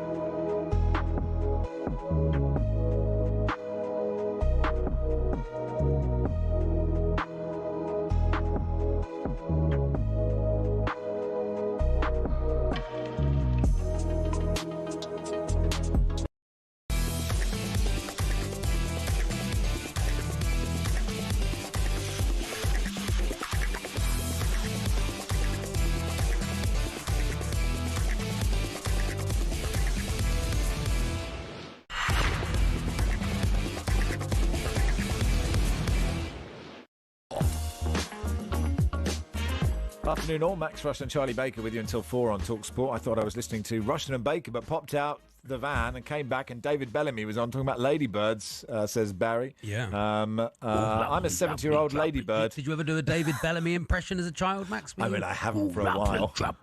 That's really good. This text says, I'm a 70-year-old ladybird who can't stand Rod Stewart or King Charles. Well, that's a shame. Loz in Hans says, my old mum's 78. She's been infested with ladybirds but doesn't fancy King Charles. It's not when he's the king, it's when he was a prince that these young women were into it. Anyway, Henry Slade is listening to this thinking, what are they talking about? Let's talk to him. England and Exeter Chiefs Centre is launching a Tackle Diabetes campaign, and we can talk to him now. Hi, Henry. Hello, you Henry. okay? Hi guys, don't know if I've caught the back end of there, but Are you infested with ladybirds? It's all right. We'll get to that. Tell us about Tackle Diabetes. Tell us about what you're doing. yeah. So I've joined forces with Sanofi to launch the Tackle Diabetes campaign, and basically it's to raise awareness for type 1 diabetes, the signs, the symptoms, and the value of early detection and how important that is. I think that's such an important message to get across, especially through my experience when I developed it. Sure. So there's a lot of people that just presume diabetes is about diet and lifestyle, and that isn't the case with type 1 diabetes. Is that right? Yeah, no, that's exactly right. So I get a lot of people come up to me and say, "Oh, did you eat too many sweets when you were a kid, or is your diet poor, your lifestyle poor?" Obviously, if I'm a professional athlete, lifestyle can't be that poor.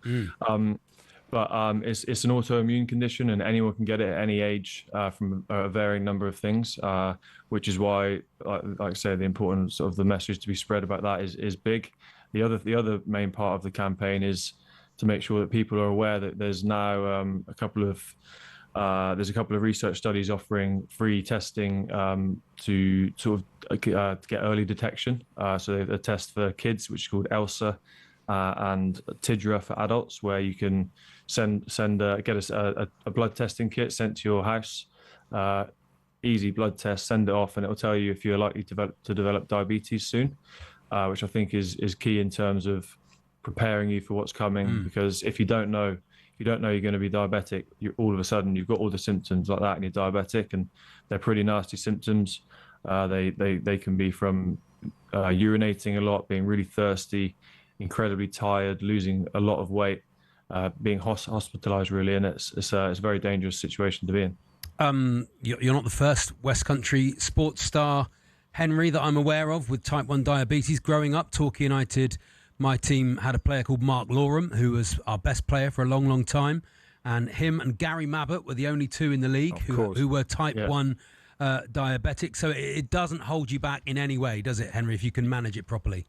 Yeah, exactly. And sort of those, obviously hearing about those names now, I wasn't aware when I first got diagnosed. And I think that's the thing I'm trying to get across to people is I get a lot of messages from parents, from their kids, from other adults generally, just asking how to do it and how to best still participate in sport. And I know when I was 18 and first diagnosed, there was, like I said, there was no one really that I looked to think, oh yeah, I can do that. And I think if I can be someone that a young person can look up to and think, he's doing it, I can definitely do it. Then even if one person does it because of that, then I feel like I've won. Do you know what I mean? Definitely. And do you have to train differently? What do you have to do differently to one of your teammates that doesn't have type 1 diabetes? No training is different at all. Do everything that everyone's supposed to do, all the games, all the training. The only thing you got to make sure you're on top of is your own personal preparation, making sure you're staying on top of your blood sugars, making them in the right zone, being very prepped and well prepared for what fuel, carbohydrate you've got in your body, what insulin you've got in your body, making sure that you're ready for what's coming in the training session or the game.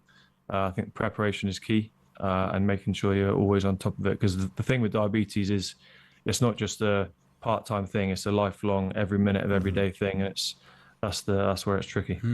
Sure. And like, you were diagnosed when you were 18, so I guess at that time, right, you are I don't know, you must have had lots of fear that this would really affect your career, right?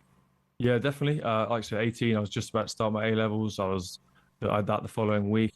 In the next month, I was just about to leave home to go and start my professional rugby career with Exeter Chiefs. So it was a big sort of 4, 5, 6 weeks, really, in terms of getting used to a lot of change and a lot of new things. But yeah, it was a bit daunting at the time. But like I said, if I had someone that I could have looked to think, oh yeah, it can be done, he's doing it, then that would have been really inspiring. So that's what I'm sort of trying to do for the younger generation. Right, and if people want to find out more, or if people think they might have it, what's sort of your advice to them, or is there a way they can get in touch with, with this campaign? Yeah, so obviously there's a lot of information about diabetes on the NHS website or the Sanofi website, but the research studies going on is ELSA for children and TIDRA for adults. So if you search them online, then they'll come up with the studies there. And there's a lot more information on those online. Good stuff. Obviously, it's been a really tough week for men's rugby with the news of Lewis Moody, and I don't know how well you know him or not. And I met him, I think once. He came on Soccer AM when I interviewed him there, and the outpouring of love for him has been, I mean, not extraordinary because you'd expect it, but like what comes across is this is a really wonderful guy, and it must be, and he even his first video and first interview, like he came across so bravely, but it's sort of heartbreaking news, isn't it? It is incredibly heartbreaking. It's such a horrible disease, and I send Lewis my best and his family my best, because I know how it's such a devastating disease to have, and he's got all the support of the whole rugby community behind him. I know he has, and even further afield than that. But he was a fantastic rugby player. Obviously, wore his heart on his sleeve. Incredible warrior. And I know he's going to fight this with all he's got as well. So sending him all my best, and sending him all my love. And rugby has changed, from his era to your era. Do you feel? And actually, like, there needs to be more research. From what I've read, there just needs to be much more research about the links between a sport where there are big hits, be it rugby, be it Australian rules football, be it American football, and also heading the ball in football. Do you feel like the professionalism now, because it was different at that time when they sort of turned pro, but not everything was, much less was known. Do you feel comfortable in terms of how much you train and how careful people are with professional rugby players?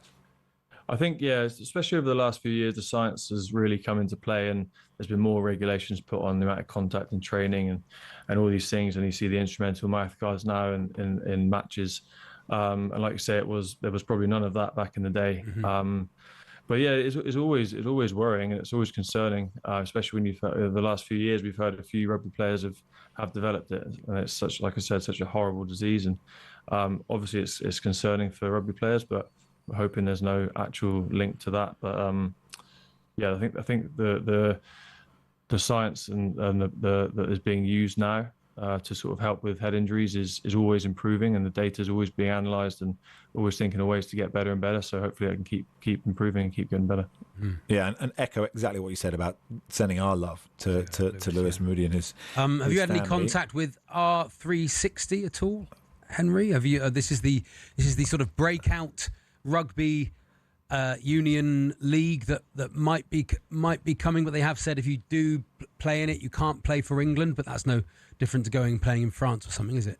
Yeah, exactly. I mean, there's not been that much information shared about it at the moment, so I can't comment too much on it. But like you said, if you want to play for England, you have to play in England, and that's not changed for a long time, ever since I've been playing for the country. So yeah, I know nothing changes for me in that respect. But yeah, we'll see.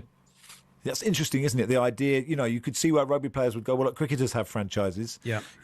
I could go there and play for a bit and go there and play for a bit. And it's not all about money, but if you are a decent white ball cricketer, you can trouser a lot by doing a few months in Australia, a few months in India. Do you think rugby players would fancy that or not? Well, I guess you probably would. Yeah, it's just it depends. I guess as players right now, we don't know the ins and outs of things as much. There's not as much information out there. You probably know more about it than we do, to be honest. So, yeah. So, I mean, rugby careers are short. People have got families, but like I said, the pull and the lure of playing for your country is amazing as well. So, you have to make the decision when you get all the information, I guess. Yeah, sure. Listen, look, thanks so much. Good luck with the campaign. Thanks for answering questions on the R360, because clearly, none of us know that much about it. We're just learning about it at the time. But yeah, good luck with the Tackle Diabetes campaign, and we appreciate your time, Henry. Thanks for coming on. Nice one. Cheers, boys. Thank you. Henry Slade, England and Exeter Chiefs Centre. It is talkSPORT, Max Rushden and Charlie Baker. That's who you are. We are here until 4 in partnership with Toolstation, standing behind every single tradesperson in Britain. Next stop, Toolstation.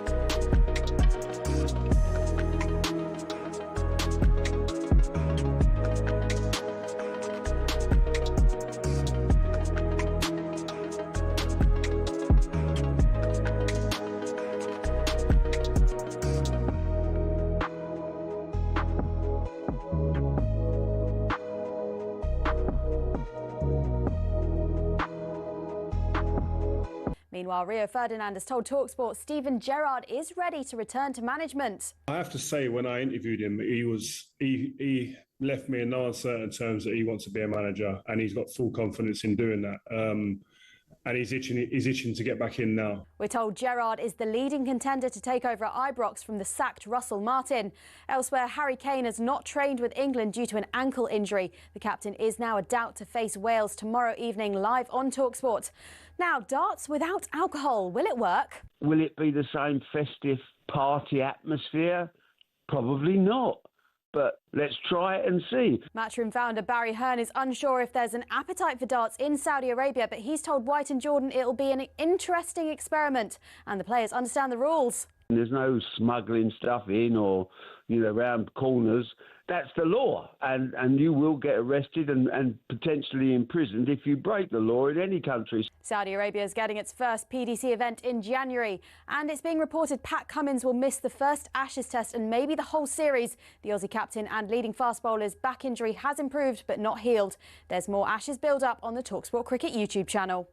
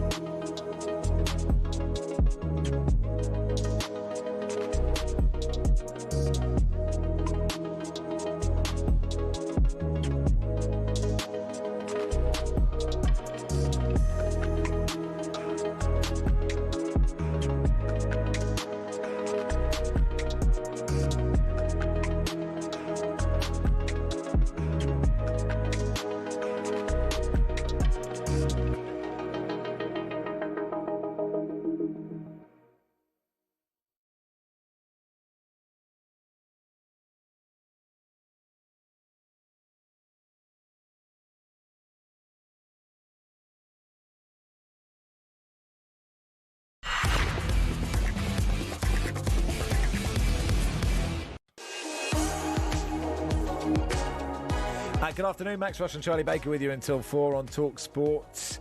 The latest episode of the talkSPORT Daily Podcast is available now. Ali McCoist is joined by Gabby Agbonlahor to discuss whether we're far too unfair on our England superstars. Oh, yeah. Hunger for problems when there isn't any. And playing during the era of, Wayne Rooney and just before that David Beckham, they always pick a player, the media. And growing up, it was David Beckham. Okay, let's put him down. It was Wayne Rooney. Let's find a way to put him down. We pick on our superstars. And we're trying to do it again with Jude Bellingham. The manager come out, broken English, didn't say the right thing about his mom, gets upset with Jude Bellingham sometimes because of the way he's on the pitch. But I know. And all of a sudden, that's a headline. Where do we Yes. There we are. If you want to hear more from Ali and Gabby on whether we need to protect our England superstars far better, the latest episode of the talkSPORT Daily is available on all podcast platforms now. What do you think, Charlie? Do we need to protect them? Yeah. I think they could probably protect themselves if they were allowed. If they're allowed to say what they wanted to say, okay, and to sort of not toe the line that they are told to toe, then I think they could probably protect themselves. They're big lads. They're clever boys a lot of the time. And when you speak to them off mic, they're very, very good at protecting themselves, but they're sort of not allowed. Yeah. That's what I think. Oh, well, I don't know. I just think it's not, the media is not a monolith, is it? There are some people who just yell very loudly and get more retweets than I do. That's for certain. And there are some who are perhaps a bit more reasonable about this.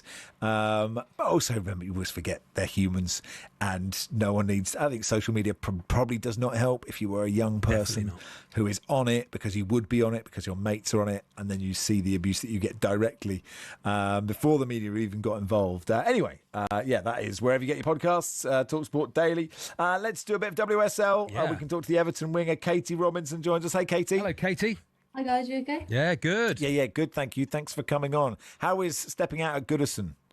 Oh, yeah. Yeah, it's an unbelievable feeling every time. Such a historic stadium, and I think we're all really proud to play there. Yeah, it's it has so much history, doesn't it? And it's so old school. And I think for a lot of people who follow the men's game, quite sad to see Everton leave the men's team. So it's so great. It's so great that you are doing it and the Evertonians still get to go there. Yeah, I think it shows a lot from the club to give us the stadium and not to just, get rid of it. So I think we're really privileged that we have the opportunity and that the club have backed us to play there.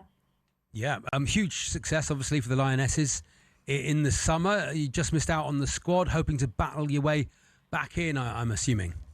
Yeah, I think at the moment just focusing on week by week, trying to get consistent performances. But yeah, it's definitely a target for me at some point to hopefully get back into the squad again.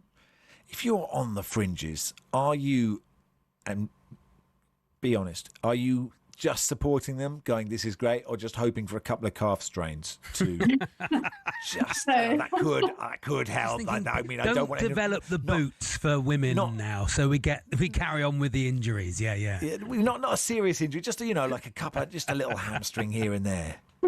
No, definitely supporting the girls. If opportunities come my way, then that's obviously amazing. But no, just fully in support of all the girls. Whenever they're playing for them. Yeah, the league. You have to say that. You have to say that.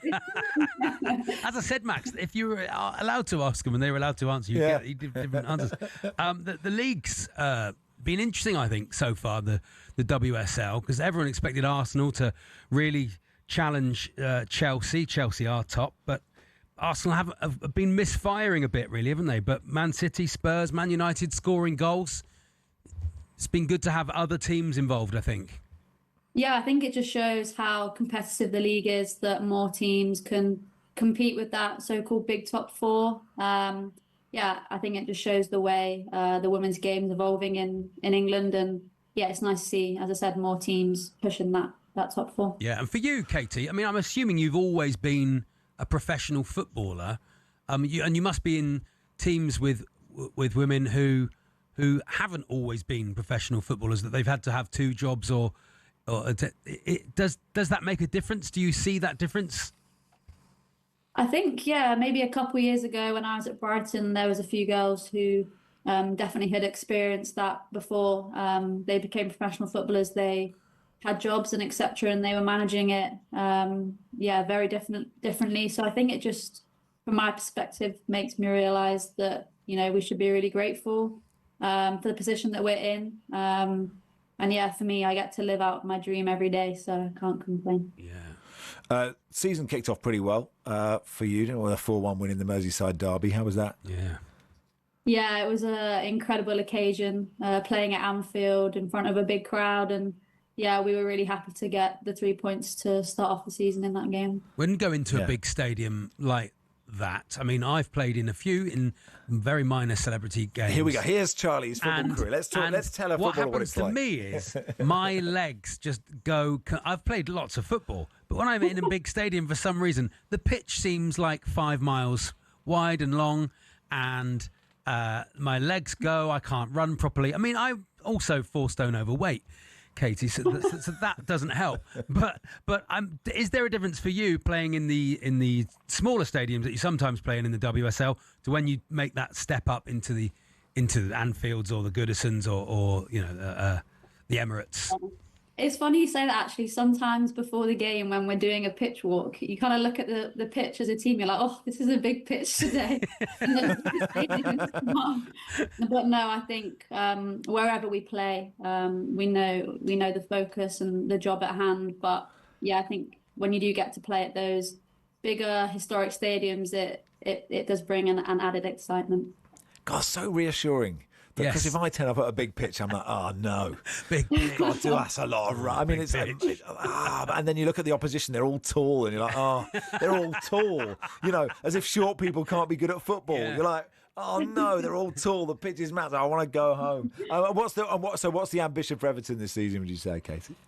I think just to progress up the table as high as we can, and finish as high as we can and be consistent with our performances. I think it is really important to just take it week by week, and I think for us really just focus on putting in 90-minute performances. I think we've kind of been close in the past couple games, but not quite been sharp enough. So I think that's the big focus for us. Yeah, Everton Man United this weekend at Goodison, which is, and obviously it's an international break this weekend. So sorry to interrupt. Is that the Hill Dickinson Stadium? Oh, so I apologize. Oh, is it? You're playing at the Hill Dickinson? Yeah, we're playing at the men's stadium. Oh, fantastic. Yeah. Wow, so you'll be expecting a big, it's international break weekend.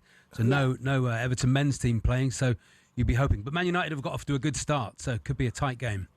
Yeah, I think, Man United are a great side. They've shown how well they've started the league this season. But I think, it's important for us to go into the game with no fear and to be brave and to really use, as you say, hopefully a big crowd come out to the Hill Dickinson to our advantage. And, I think we know how passionate our fans are. So really to get them behind us will be important.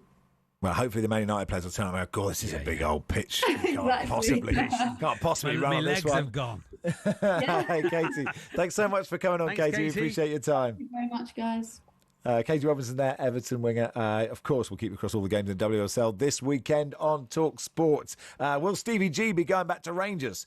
We will talk to Dave Edgar from the Heart and Hand podcast in just a second about that.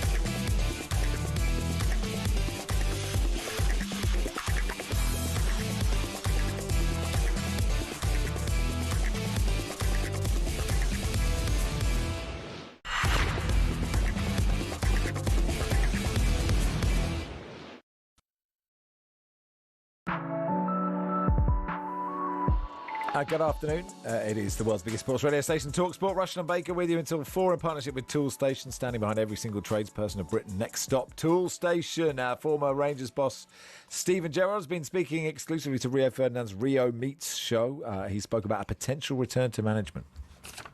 I've loved it so far. I'd love another go at some point. I want to change a few things and improve a few things and come back fresh with a few different people around myself. I'd love another couple of challenges doing this. And that's what I'm working on in the background at the moment. A few different ideas, a few different people around me. I know where I'm strong, and I know there's areas where I need good support and I need special skill sets to make me better and stronger in terms of my staff and my group. I felt like I had that to a T at Rangers. A lot of coach changes at Aston Villa and over in Saudi that I don't think helped me from a personal point of view. There's a part of me that still feels that there's a bit of unfinished business in terms of wanting to go in and face another couple of exciting challenges, but I want a certain type of challenge. If in an ideal world they come available, I'll jump at them. If they don't, I won't go back in. I want to be at a team that's going to compete to win because I think that suits me better. I like that. I like a manager going, I want to be a team that competes to sort of finish mid-table, maybe get relegated. But could he be, Rangers is up, Rangers is there. He was very good there. Dave Edgar is from the Heart and Hand podcast, Rangers podcast, joins us now. Hi, Dave. Hello, Dave. Hi, guys. Thank you for inviting me. You're welcome. No, pleasure. Would you like Steven Gerrard back? Yes, I would. And to be honest, I feel there's been a big Gerrard-shaped hole in my life since Steven Gerrard left. It has gone pretty badly since then, to be fair. The thing about the Rangers job, guys, is I know every club thinks that they are exceptional and every club thinks they're unique, but they're all right. We are all unique. We all have our own set of circumstances. And one of the things you need at Rangers, over and above someone who's a fantastic coach, is a leader. Someone with presence, someone with aura and gravitas. And Steven Gerrard has that. He'll need coaches with him. He said that himself there. But in terms of being able to cope with the demands at Rangers, I think he's the man. And also, right now, there is a fracture between the support and the club. Yeah. He can heal that because he would be a very popular choice among the support. I thought it was interesting in that interview there that he said he knows what he's good at and he knows what he's not good at. I think it's important to know what you're not good at, especially if you're a football manager. Dave, what do you think he wasn't good at? I think he was referring maybe to the sort of coaching side. At Rangers, he had Michael Beale there to help him.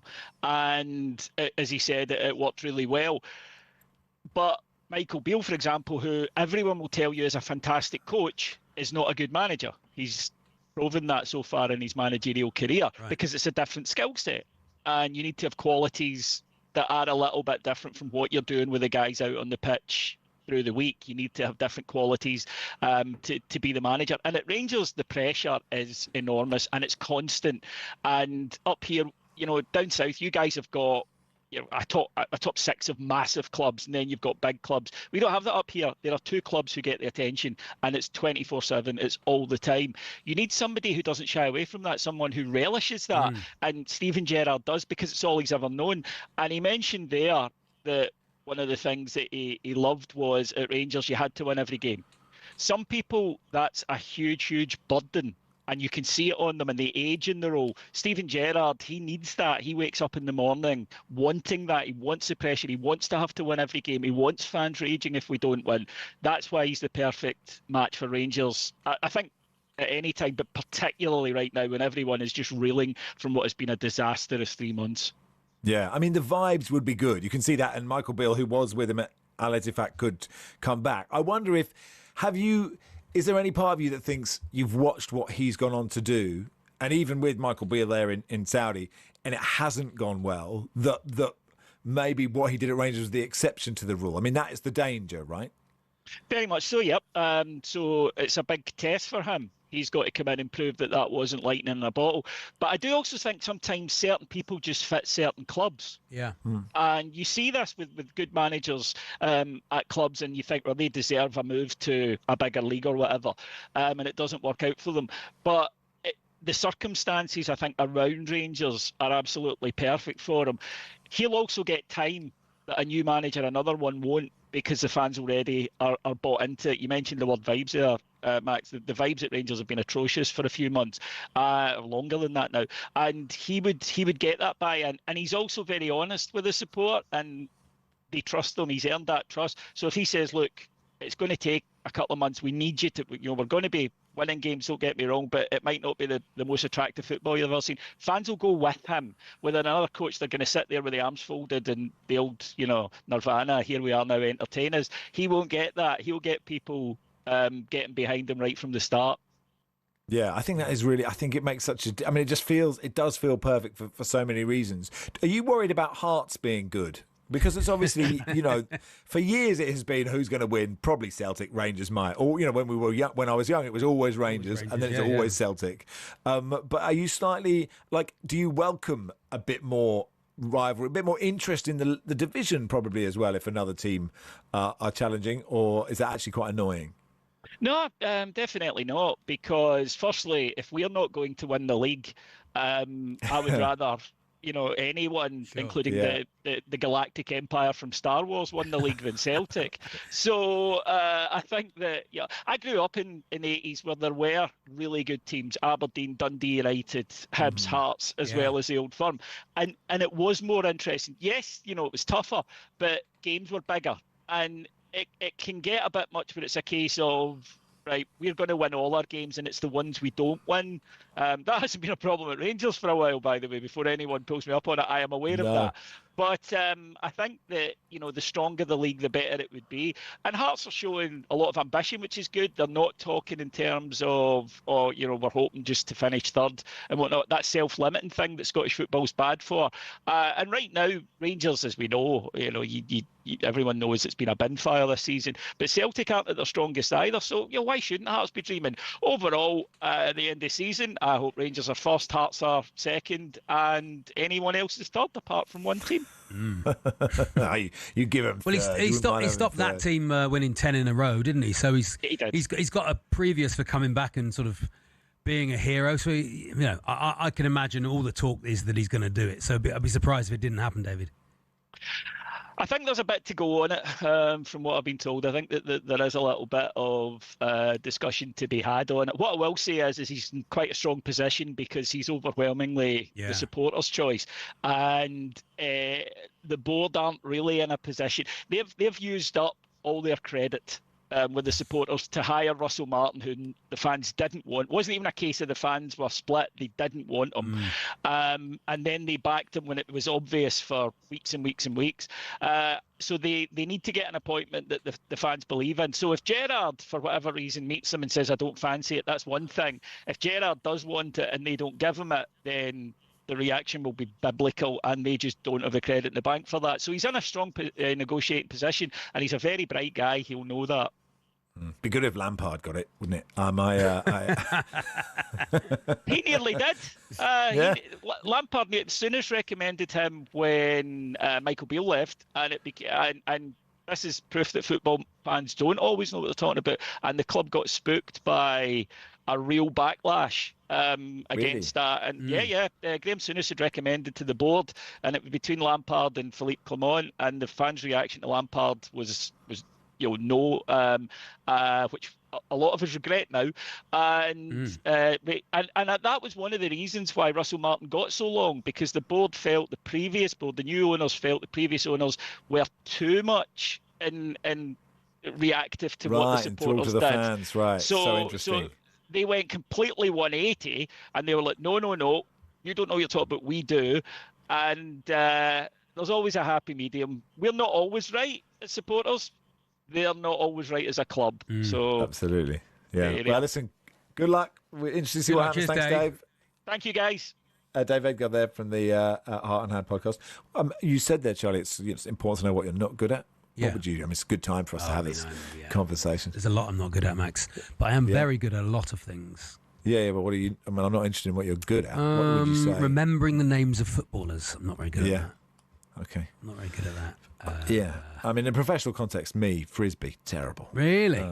We're not. Yeah, I should be good at that. Not good at it. Not good at frisbee. Not good I'm not good at. I'm like to think I'm very sort of open-minded about other people's ideas, but really I want to do my idea. Yeah, I'm like, I think that's a really good idea, but can we just do my idea? It's better. You may have noticed that in the last 5 years. Those also are ideas. These are also ideas, but here's my idea again. Why don't we do my idea again? No, I'm just being honest. That's, I'm aware of it. I'm aware of it. Very good, Max. Anyway, Pat Cummins might be out of the Ashes, certainly out of the first test. We're hearing, which is, we want to beat them at their best, but we'll happily beat them not at their best in the Ashes. Jared Kimber will join us in just a second. We'll talk about that.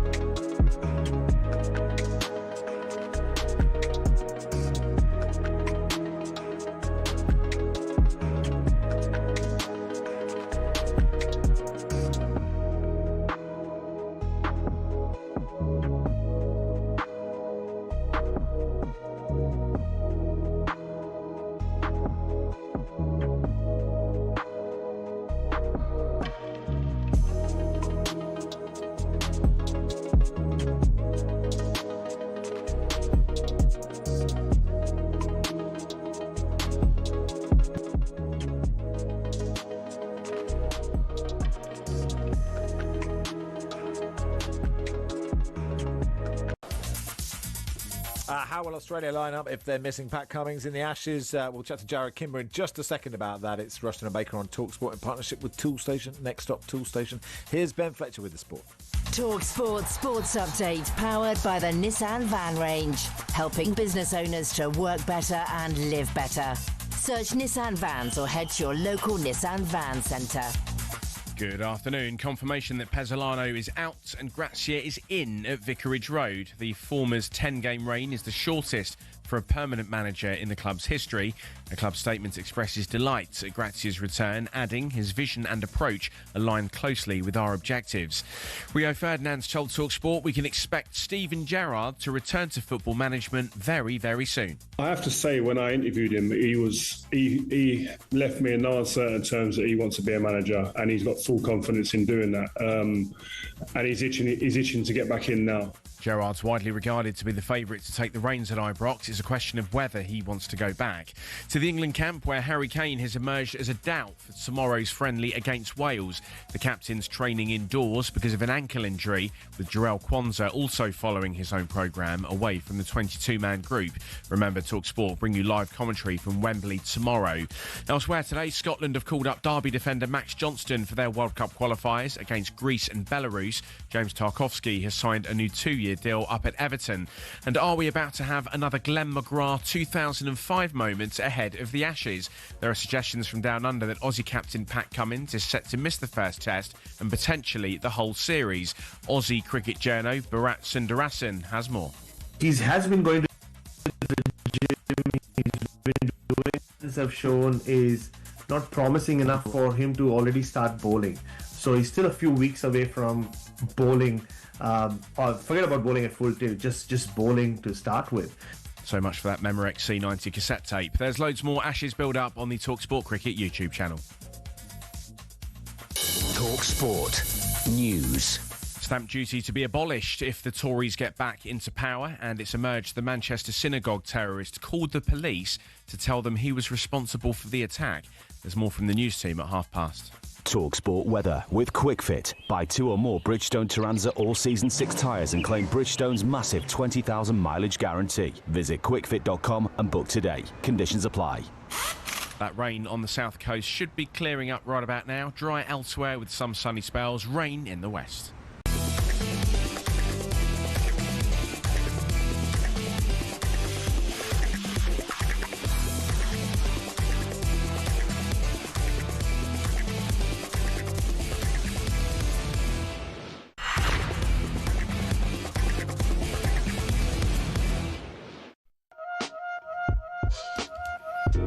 Good afternoon. You're listening to Hawksby and Jacobs on talkSPORT. Max and Charlie with you until 4. And Charlie, the last time the Ashes was in Australia, and I just moved over, and I was at Channel 9. And I was like, I've got high hopes for this.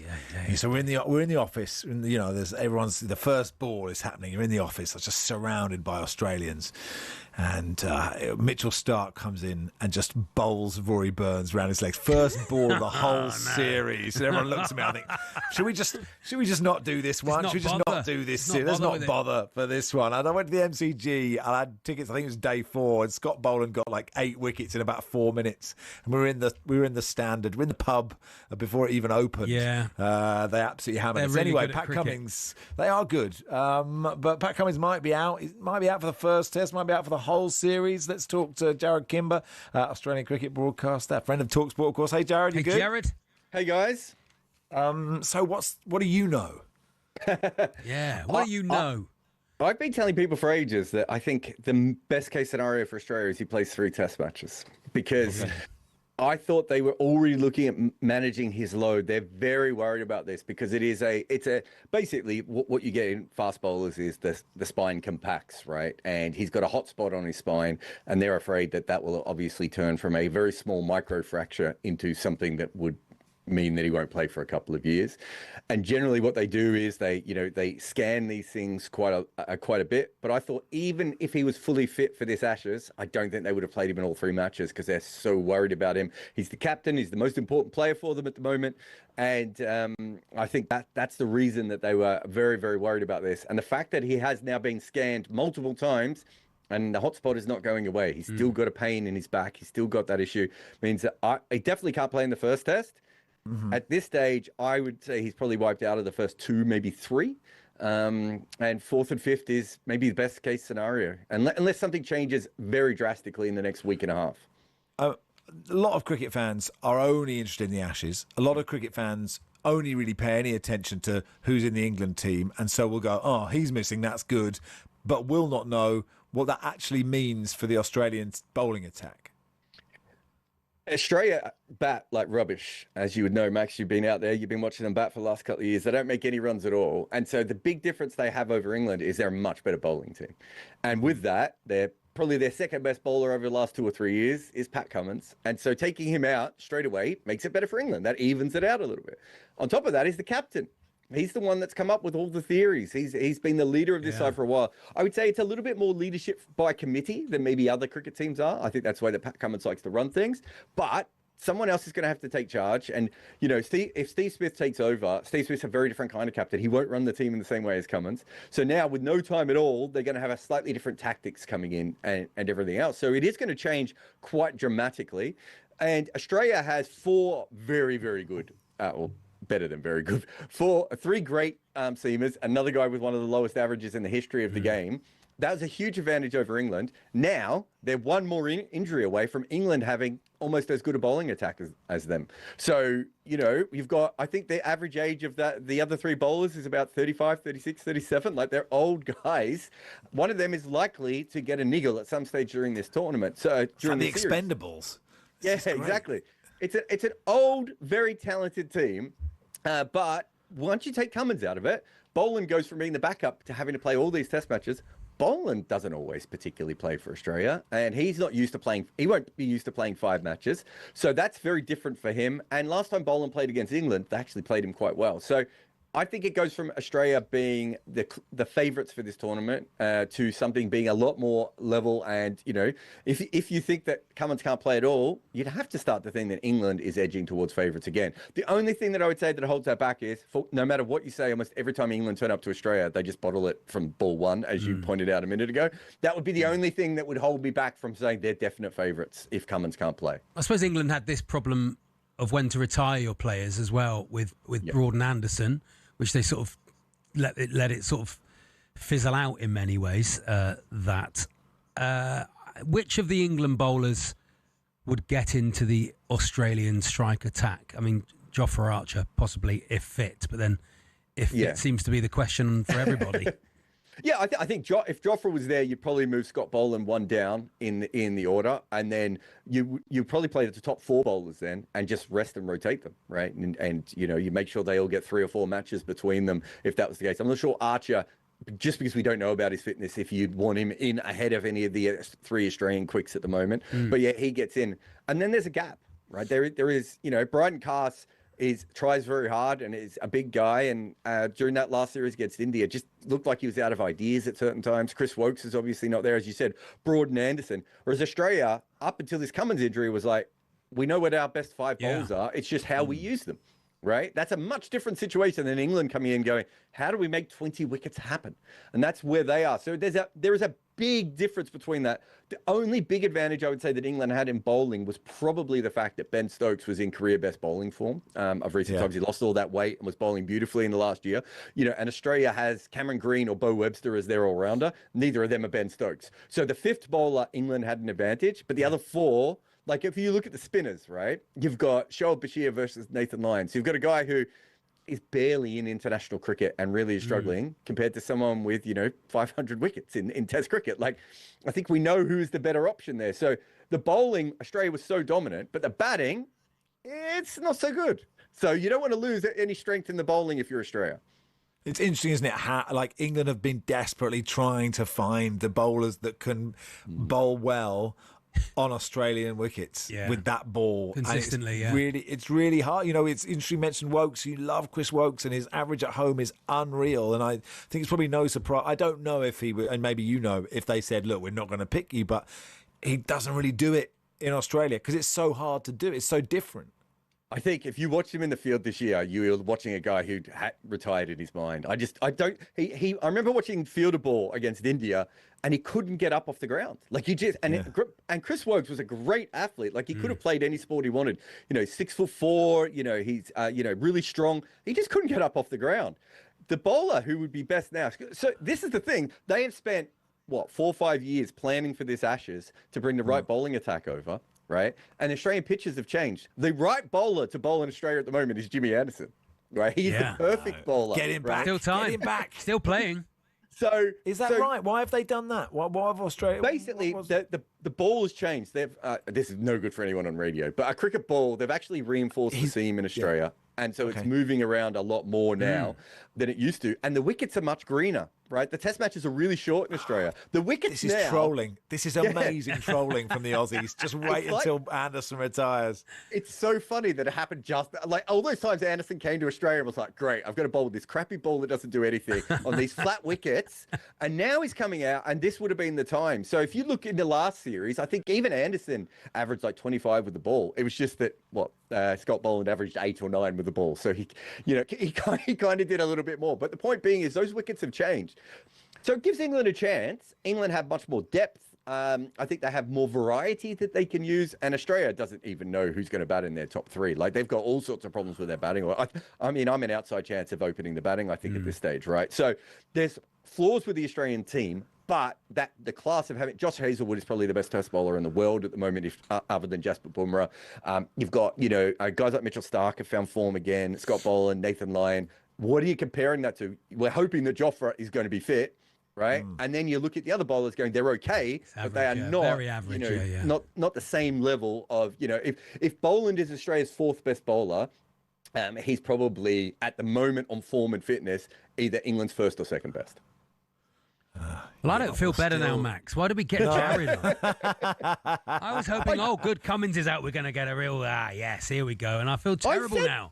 I said if it's the whole series, then I'm not sure that England shouldn't be slight favourites at this stage. They, so I'll give you that. I don't think he'll be out for the whole series. I think eventually they're going to have to play him a couple of games. So it'll be very, very interesting to see how that all plays out. But they don't have a lot of depth either. As I said, if Cummins and Boland or Cummins and Starc are injured, that completely changes this series. Fascinating. Hey, thanks, Jared. Thanks for coming on, pal. Thanks, Jared. All right. And I like that, Charlie, that Jared bought, we are on YouTube and on your smart television and on stupid televisions too. But he had a cricket ball with him and all guests from now on. So should have the ball of the thing that they're talking about. Yeah, Anthony Yarde is on next, British light heavyweight. Some gloves. If he isn't wearing boxing gloves, then I will not ask him any questions, and I'll defer him to you. I thought we were very grown up because he said deepest depth in that interview, and neither of us went deepest depth.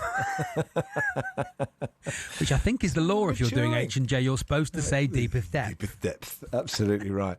It is Max and Charlie here until 4. So Anthony Yarde, British light heavyweight, joins us. He's going to be fighting for the WBC light heavyweight title in November. We'll chat to Henry Winter as well, looking ahead to England versus Wales. It is Max and Charlie on talkSPORT till 4.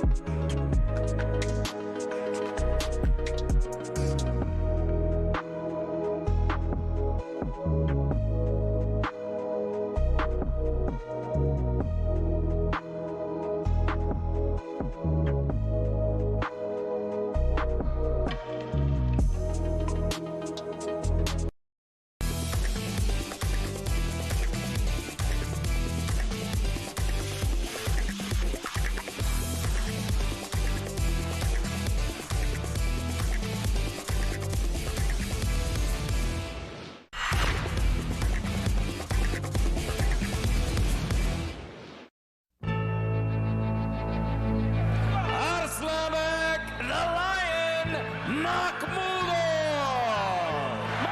lands another right hand. Oh, a short uppercut for Mahmudov. Mahmudov, that's him on the left, wrestling with an extremely big bear in the woods. The Russian, it says he wrestles bears and he takes sledgehammers to the stomach in do you not do preparation. that? Is this not the guy that fights or spars with I've bears? seen the video. I've seen the with video. bears. Well, he can wrestle with bears, but he's never been punched by a rhinoceros.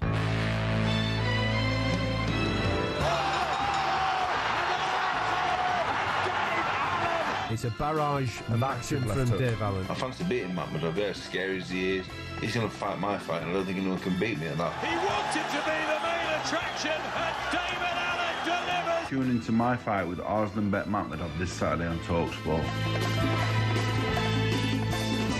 Has anyone been punched by a rhinoceros? Was my first thought there. I don't think a rhino would have a good punch because they've got to have tiny little legs, don't they? Well, there's no, because it does come from the legs.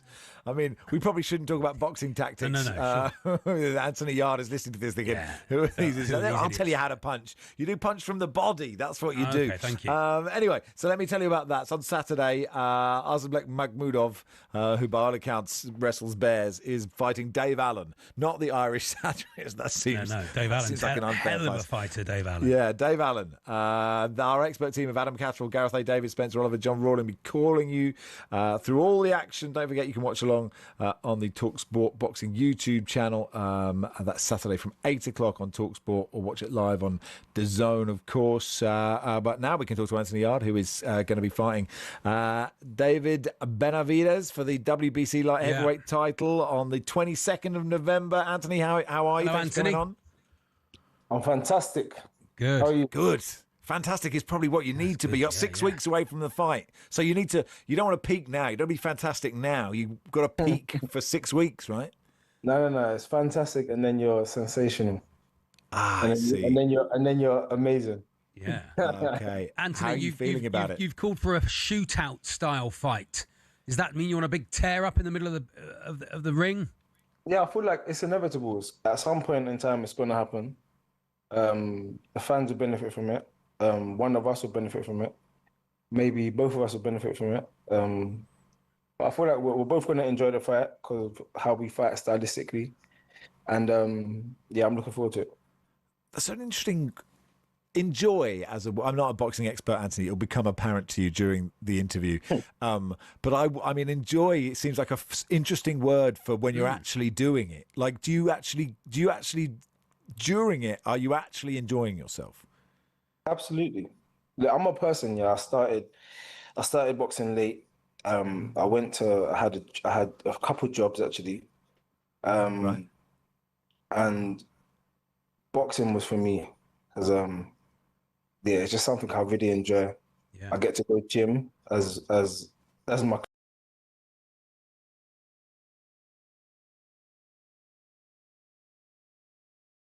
around the corner. I'll fight for free. But I get paid to do it. I get paid to train, be better, learn new skills, learn new things. And boxing has changed my life. It did calm me down. Made me add value to my life and things like that. So yeah, I do enjoy it. How are you mentally preparing? I mean, obviously the physical stuff might take care of itself once you start your camp, but mentally preparing for going for a title. I think you've been for two before unsuccessfully. How do you prepare to step in for a third time for a title? I'm just making sure I'm doing things. I'm ticking boxes. Mm-hmm. Not putting no pressure on myself, and being the best version of myself that I can possibly be.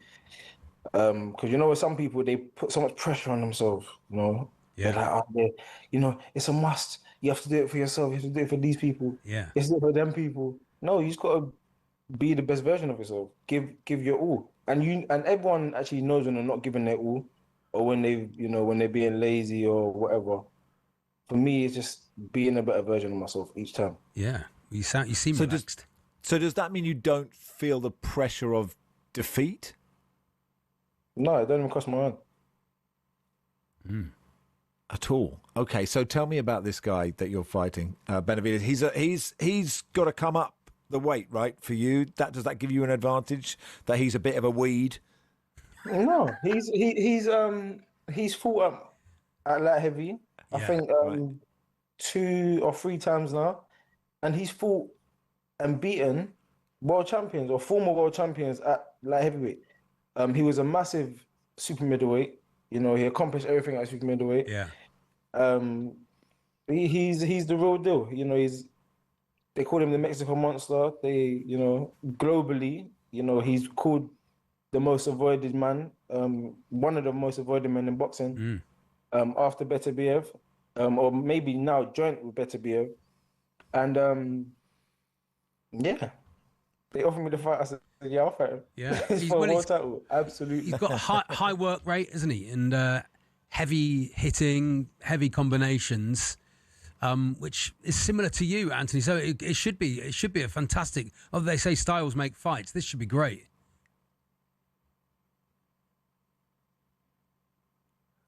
Say that again. See, Charlie. So yeah, sorry. I think we're back on. I was just saying. Sorry, he's got a high work rate, throws heavy, big combinations, and they say styles make fights. He fights similarly to you, I think, Anthony. So this should be a cracker. Yeah, I don't think I'm going to ask it again, Max. See, you would have thought it'd be my question. It was a good question. I thought that was a good question, and I enjoyed it the first time. When you said it the second time, I knew exactly what was coming. I said it the same way the second time. Charlie, as well. are you saying styles make fights? Is that what you're saying? Styles do make fights. That's styles make fights. You know, that's how it is. Have we got Anthony back? No. He's back. Yeah, okay. Good he stuff. is back. Is he? Did they tell me he was back? Is he there, Anthony? You're back. Oh, that's good to hear. Charlie was asking the. Charlie asked you this question twice.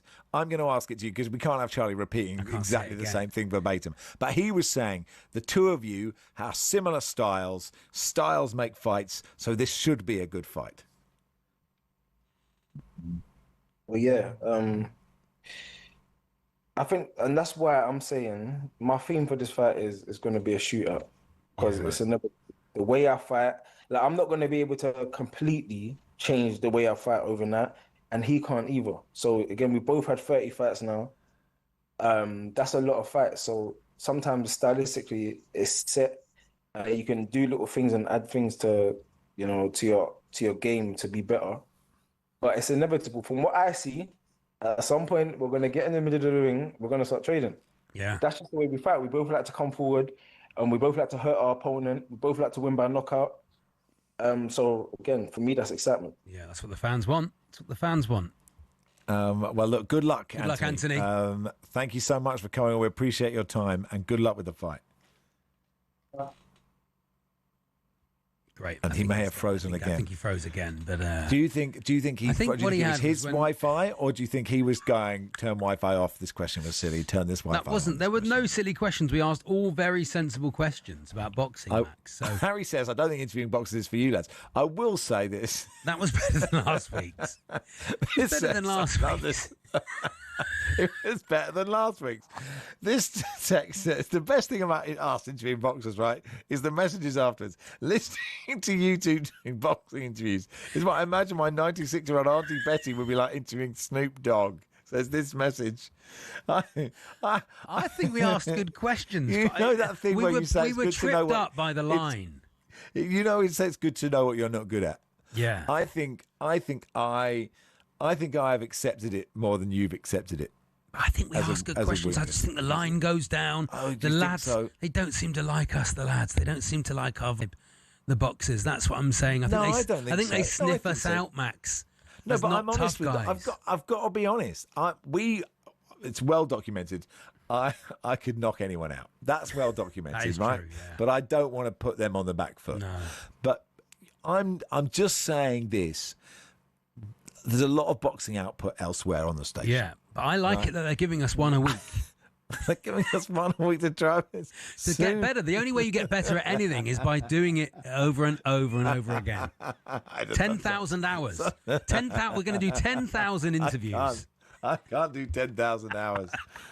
To become boxing experts. I thought we did well, and then it just fell apart.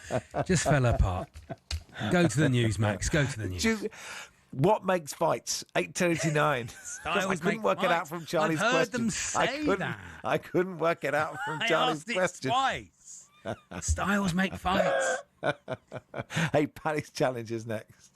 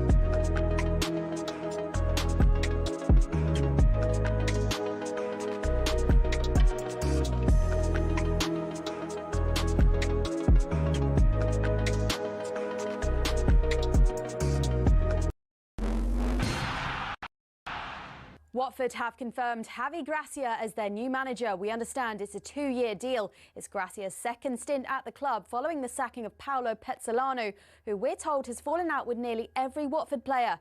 Meanwhile, Rio Ferdinand has told talkSPORT Steven Gerrard is ready to return to management. I have to say, when I interviewed him, he left me in no uncertain terms that he wants to be a manager, and he's got full confidence in doing that. And he's itching to get back in now. We're told Gerrard is the leading contender to take over at Ibrox from the sacked Russell Martin. Elsewhere, Harry Kane has not trained with England due to an ankle injury. The captain is now a doubt to face Wales tomorrow evening live on talkSPORT.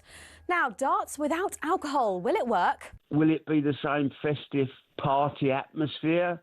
Probably not. But let's try it and see. Matchroom founder Barry Hearn is unsure if there's an appetite for darts in Saudi Arabia, but he's told White and Jordan it'll be an interesting experiment and the players understand the rules. There's no smuggling stuff in or, round corners.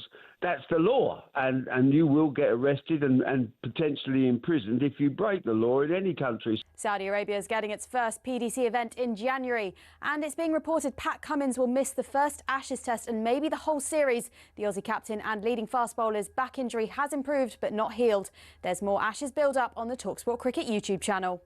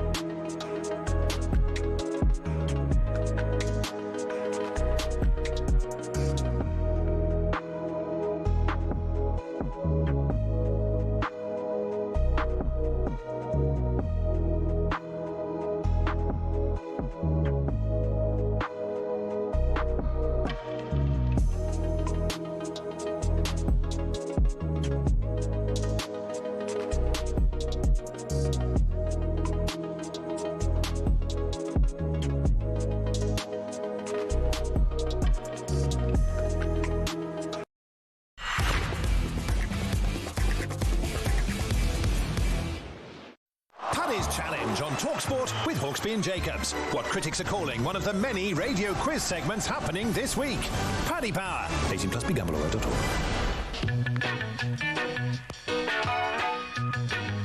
Hi, Max and Charlie. In next week's in-depth boxing interview, could you please shoehorn in the phrase "throws punches in bunches"? That would be great. Thanks in advance, Steve, the Wolves fan. Okay, I'm really trying. We are trying to do a proper interview. I mean, yeah, I'm very respectful of boxers. No, I'm respectful, and it's just, you've got to admit like you said, you've got to admit what you're good at and what you're not good at. It's the same with Formula One. What am I meant to say? You can't know everything. You can't know everything. You can't know everything, and let's do a quiz. Let's do a quiz. Time now for Paddy's Challenge, our quiz for charity in association with our friends and official betting partner, Paddy Power. In Paddy's Challenge, we put our knowledge of the wonderful world of sport to the test with a chance of raising lots of cash for our nominated charities. I'm playing for the Sporting Memories Network, Charlie raising money for the Rowcroft Hospice. Helping to manage proceedings and ensure fair play is Ben Fletcher. Hey, Fletch. Hello. Very good afternoon, gents. Paddy's Challenge will each be asked 3 multiple-choice questions posed by the voice of Paddy Power, Alistair McGowan. The winner will be the player that scores the most points. In the event of a tie, you'll both win the chance to raise some cash for your charities. Max, you won last week and backed Eze to score in Arsenal's Champions League meeting via Olympiacos last Wednesday. On the night, the goals came from Martinelli and Saka in a 2-0 win for the Gunners. Sadly, no win there. Let's see if we can raise some more cash for your charities this week. The virtual coin toss has taken place off-air, and it's determined that Charlie is going first on this occasion. So Charlie gets the first kick of the ball. Without further ado, if the technical team is ready, here comes question 1. Charlie. What was special about Harry Kane scoring his 100th Bayern Munich goal in his 104th game last week? A. 104 games is the fastest a player has reached 100 club goals playing in one of Europe's top 5 leagues this century. B. It exactly matched the number of games it took Erling Haaland to achieve the same tally at Manchester City. C. It exactly matched the number of games it took Cristiano Ronaldo to achieve the same tally at Real Madrid. Long answers this week. Earning his money, isn't he, Alistair, this week? A is the answer. Good one. I heard he's paid by the word. Yes, indeed. Erling Haaland and Cristiano Ronaldo needed 105 games to notch up 100 goals for City and Real Madrid, respectively. So 1-0 Charlie. Max Rushden puts the ball on the spot. Don't say well done. We want need. Oh, yeah. Confrontation. It's not that kind of show. It's not that. You can listen to other shows Isn't if you want that. Could have fooled me. Max, question 1. Hello. Pep Guardiola's Manchester City beat Brentford 1-0 last weekend to deliver his 250th victory in the Premier League in just 349 matches. That sets a new league record for wins, which was previously held by which manager? A. David Moyes. B. Arsene Wenger. Or C. Sir Alex Ferguson. I'll go C, please, Fletch. Yeah. Absolutely right. It took Fergie 404 games and Wenger 423 to deliver the 250. One for a pub quiz, potentially, if you get invited to one this evening. Very nice, You, yeah. pub quizzes, Charlie? I like them. I haven't done one in a while, though, Fletch, but I do like them very much. Don't get invited to them very often. Not invited, no. Fair enough. I know. I have one pointless and I have one House of Games, though. So. You don't think you've ever mentioned that. Hick, well, let's put that to the test and see if it helps with your second question. Here it comes. Australia's defence of the Women's Cricket World Cup got off to a good start last week with a win against New Zealand. Who did Australia defeat by 71 runs in the 2022 final? Ooh. A. England. B. India. Or C. Sri Lanka. Oh, gosh. I think it was, I don't know, Sri Lanka. Oof. I'm afraid that it was closer to home. The correct answer was England. Their second game is against Sri Lanka was abandoned due to torrential rain, which is probably better than the bug invasion, which temporarily halted the match between India and Pakistan. Bug invasion, I don't like cricket. No. That's what it says here. So, I wasn't don't my like choice cricket. Oh, right. Is that one of yours, or is that okay? It's all in the delivery, I'm told. Bug invasion. Okay. So, Really Max, good stuff. a slip up from Charlie, an opportunity for you to capitalise. Here comes question 2. I want to hammer this fool. Good. That's more like it. Aston Villa's win at Burnley last weekend extended their run in all competitions to how many wins? A. 5. B. 4. Or C. 3. They haven't won 5 in a row, have they? Villa. Because it was all doom and gloom. I think it's just 3. I think you're right. Oh, dear, oh, dear. You're wrong. You're wrong. It was middle diddle. It was 4. 4. Doniel Marlin scored his first goal of the season, having last netted at Southampton back in April. Wow. So it's one apiece. High drama. One each. Hashtag forced high fun. drama. It's high It is, drama. very much. Charlie, here comes your third and final question. In a thrilling finale to the first of 3 NFL games in London, which team pulled off a last gasp 21-17 win last weekend and became the first team to play 2 games in a foreign country in the same season? A. The Minnesota Vikings. B. The Pittsburgh Steelers. Or C. The Cleveland Browns. I think it's the Minnesota Vikings. 2 out of 3. Not bad. Not bad at all. Bash, NFL, eat it. Hashtag NFL. After losing to the Steelers in Dublin, the Vikings showed great character to put themselves in position to win despite playing their backup quarterback behind a depleted offensive line. If that means anything to you. That does, yeah. Why is a short? I look really small, don't I? I think they call that bad framing. I also thought I had a ball patch, but luckily it's just where the headphones been on top of my head. So Get on with it. No need for the caffeine shampoo just Get yet. on with My it. apologies, Max. My apologies. It's all right, Here mate. comes No, your... don't worry. Are you desperate to Just get trying on? to- I'm just trying to be adversarial. That's what you wanted. You're desperate to try and get on and get the Anthony equaliser. Yarde back on. The best you can hope for, Max, in this is to share the pot. Here comes your third and final Okay. question. Yeah, I'm ready.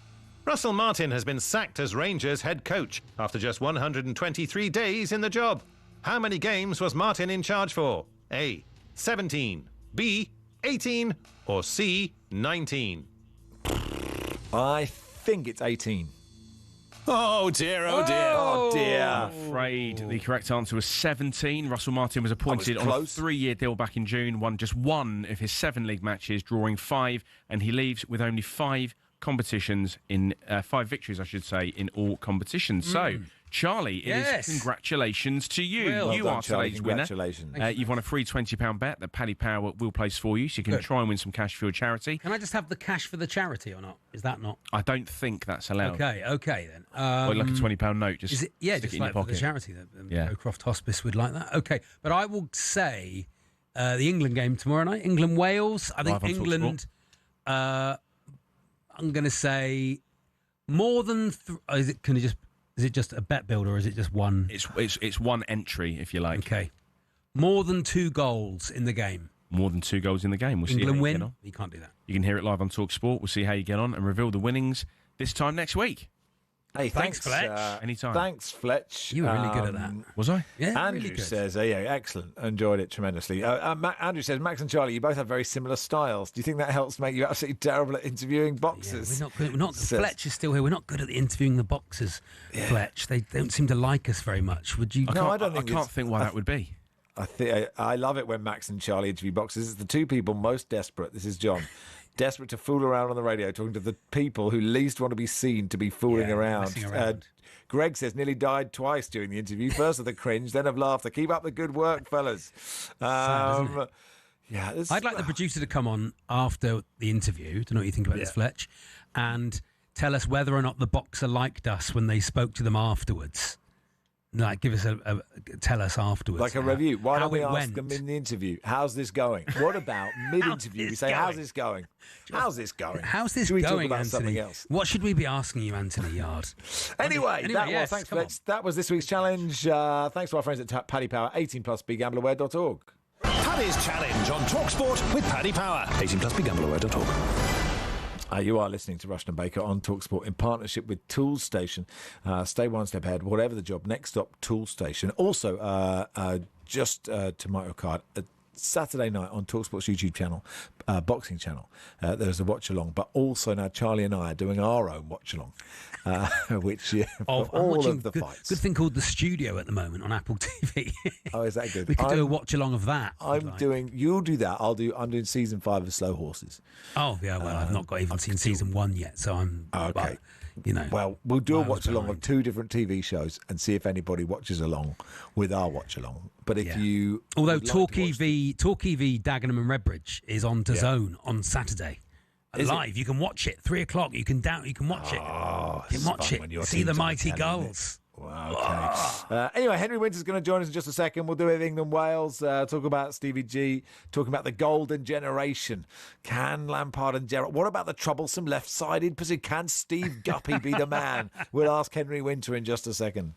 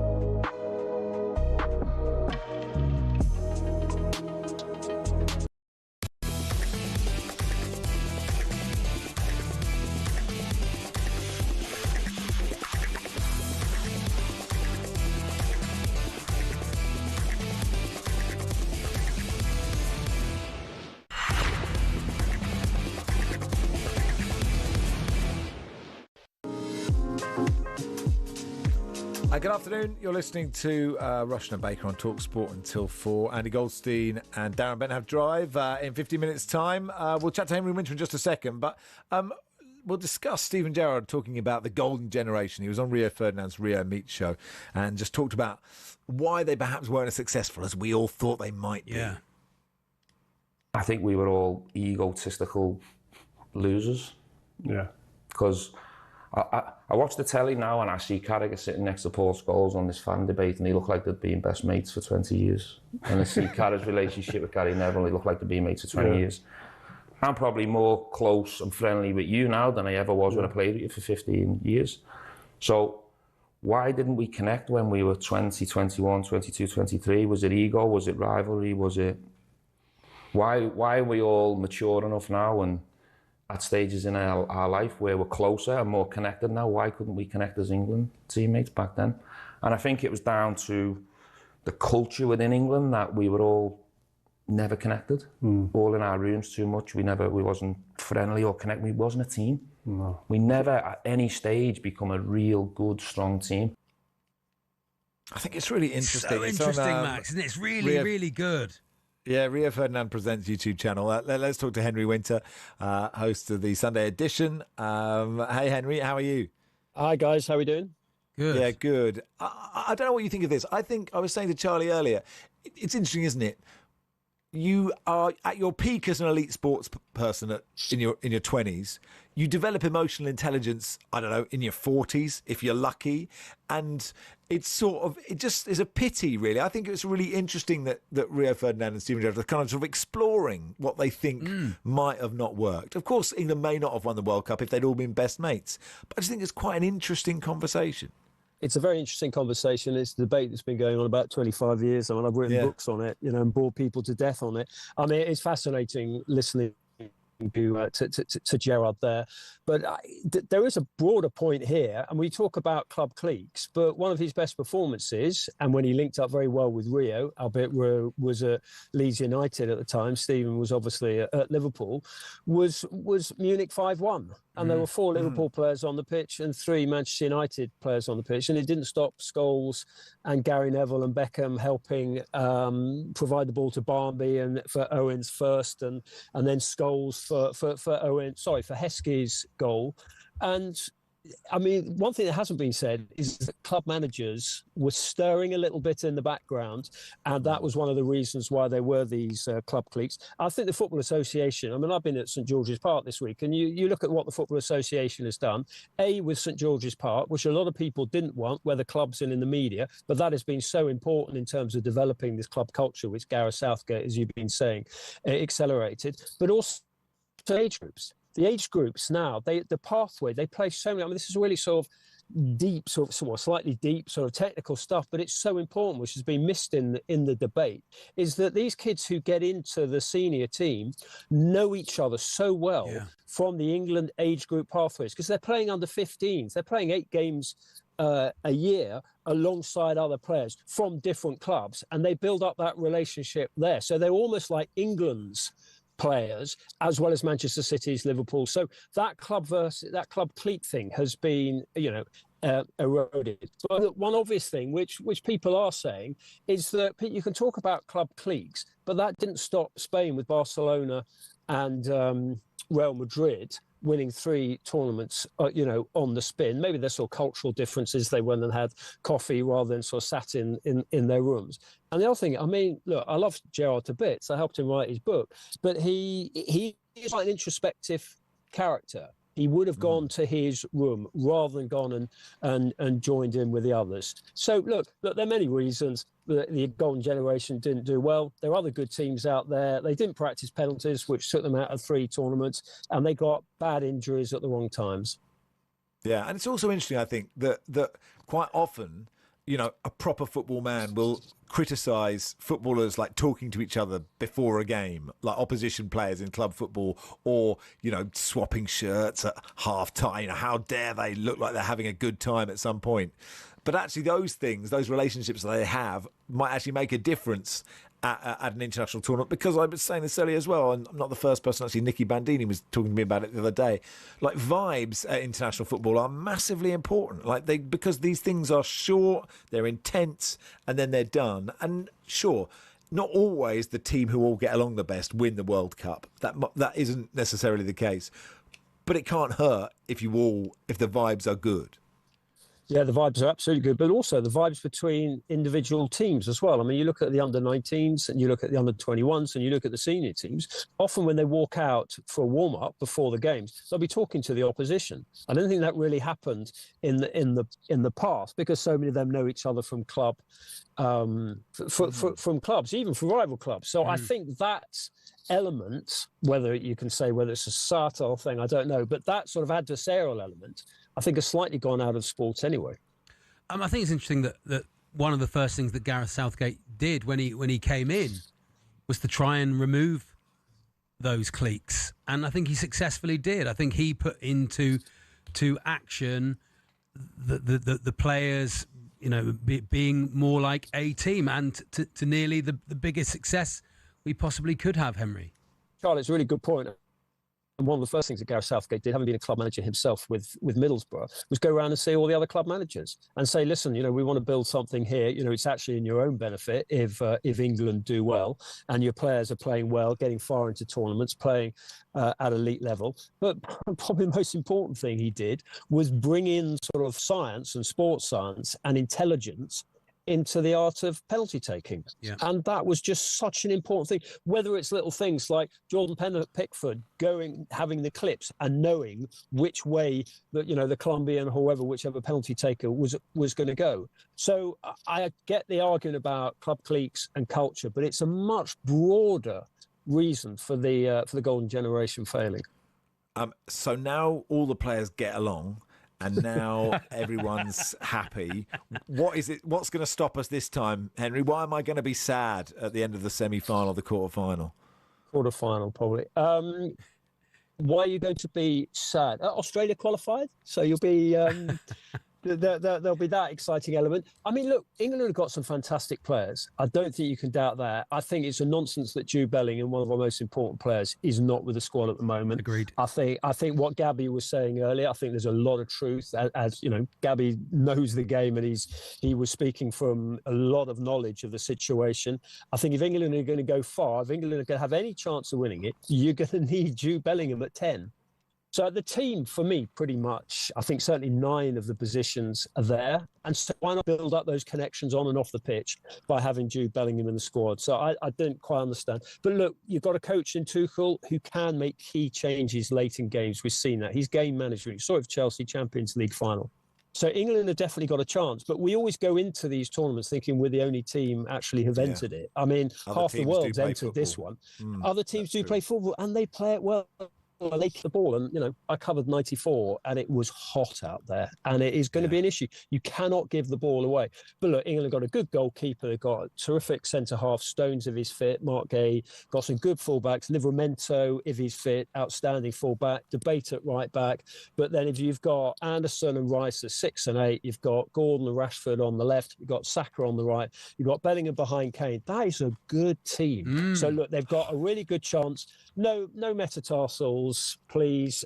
We've got players who can take penalties. Even the goalkeeper takes a good penalty. So England have got a chance. So it won't be club cliques. It will be individual moments, manager making the right decisions, and the quality of the opposition. Sounds like Henry Winter saying it's coming home. It is coming home. The first one we've had. Cheers, Henry. Cheers, Have Henry. a good day. Cheers. Quarterfinals. Enjoy the game tomorrow. Charlie, thanks, mate. I enjoyed Thanks, that, Max. especially the boxing bit. Always the best. Andy Goldstein, Darren Benham Drive.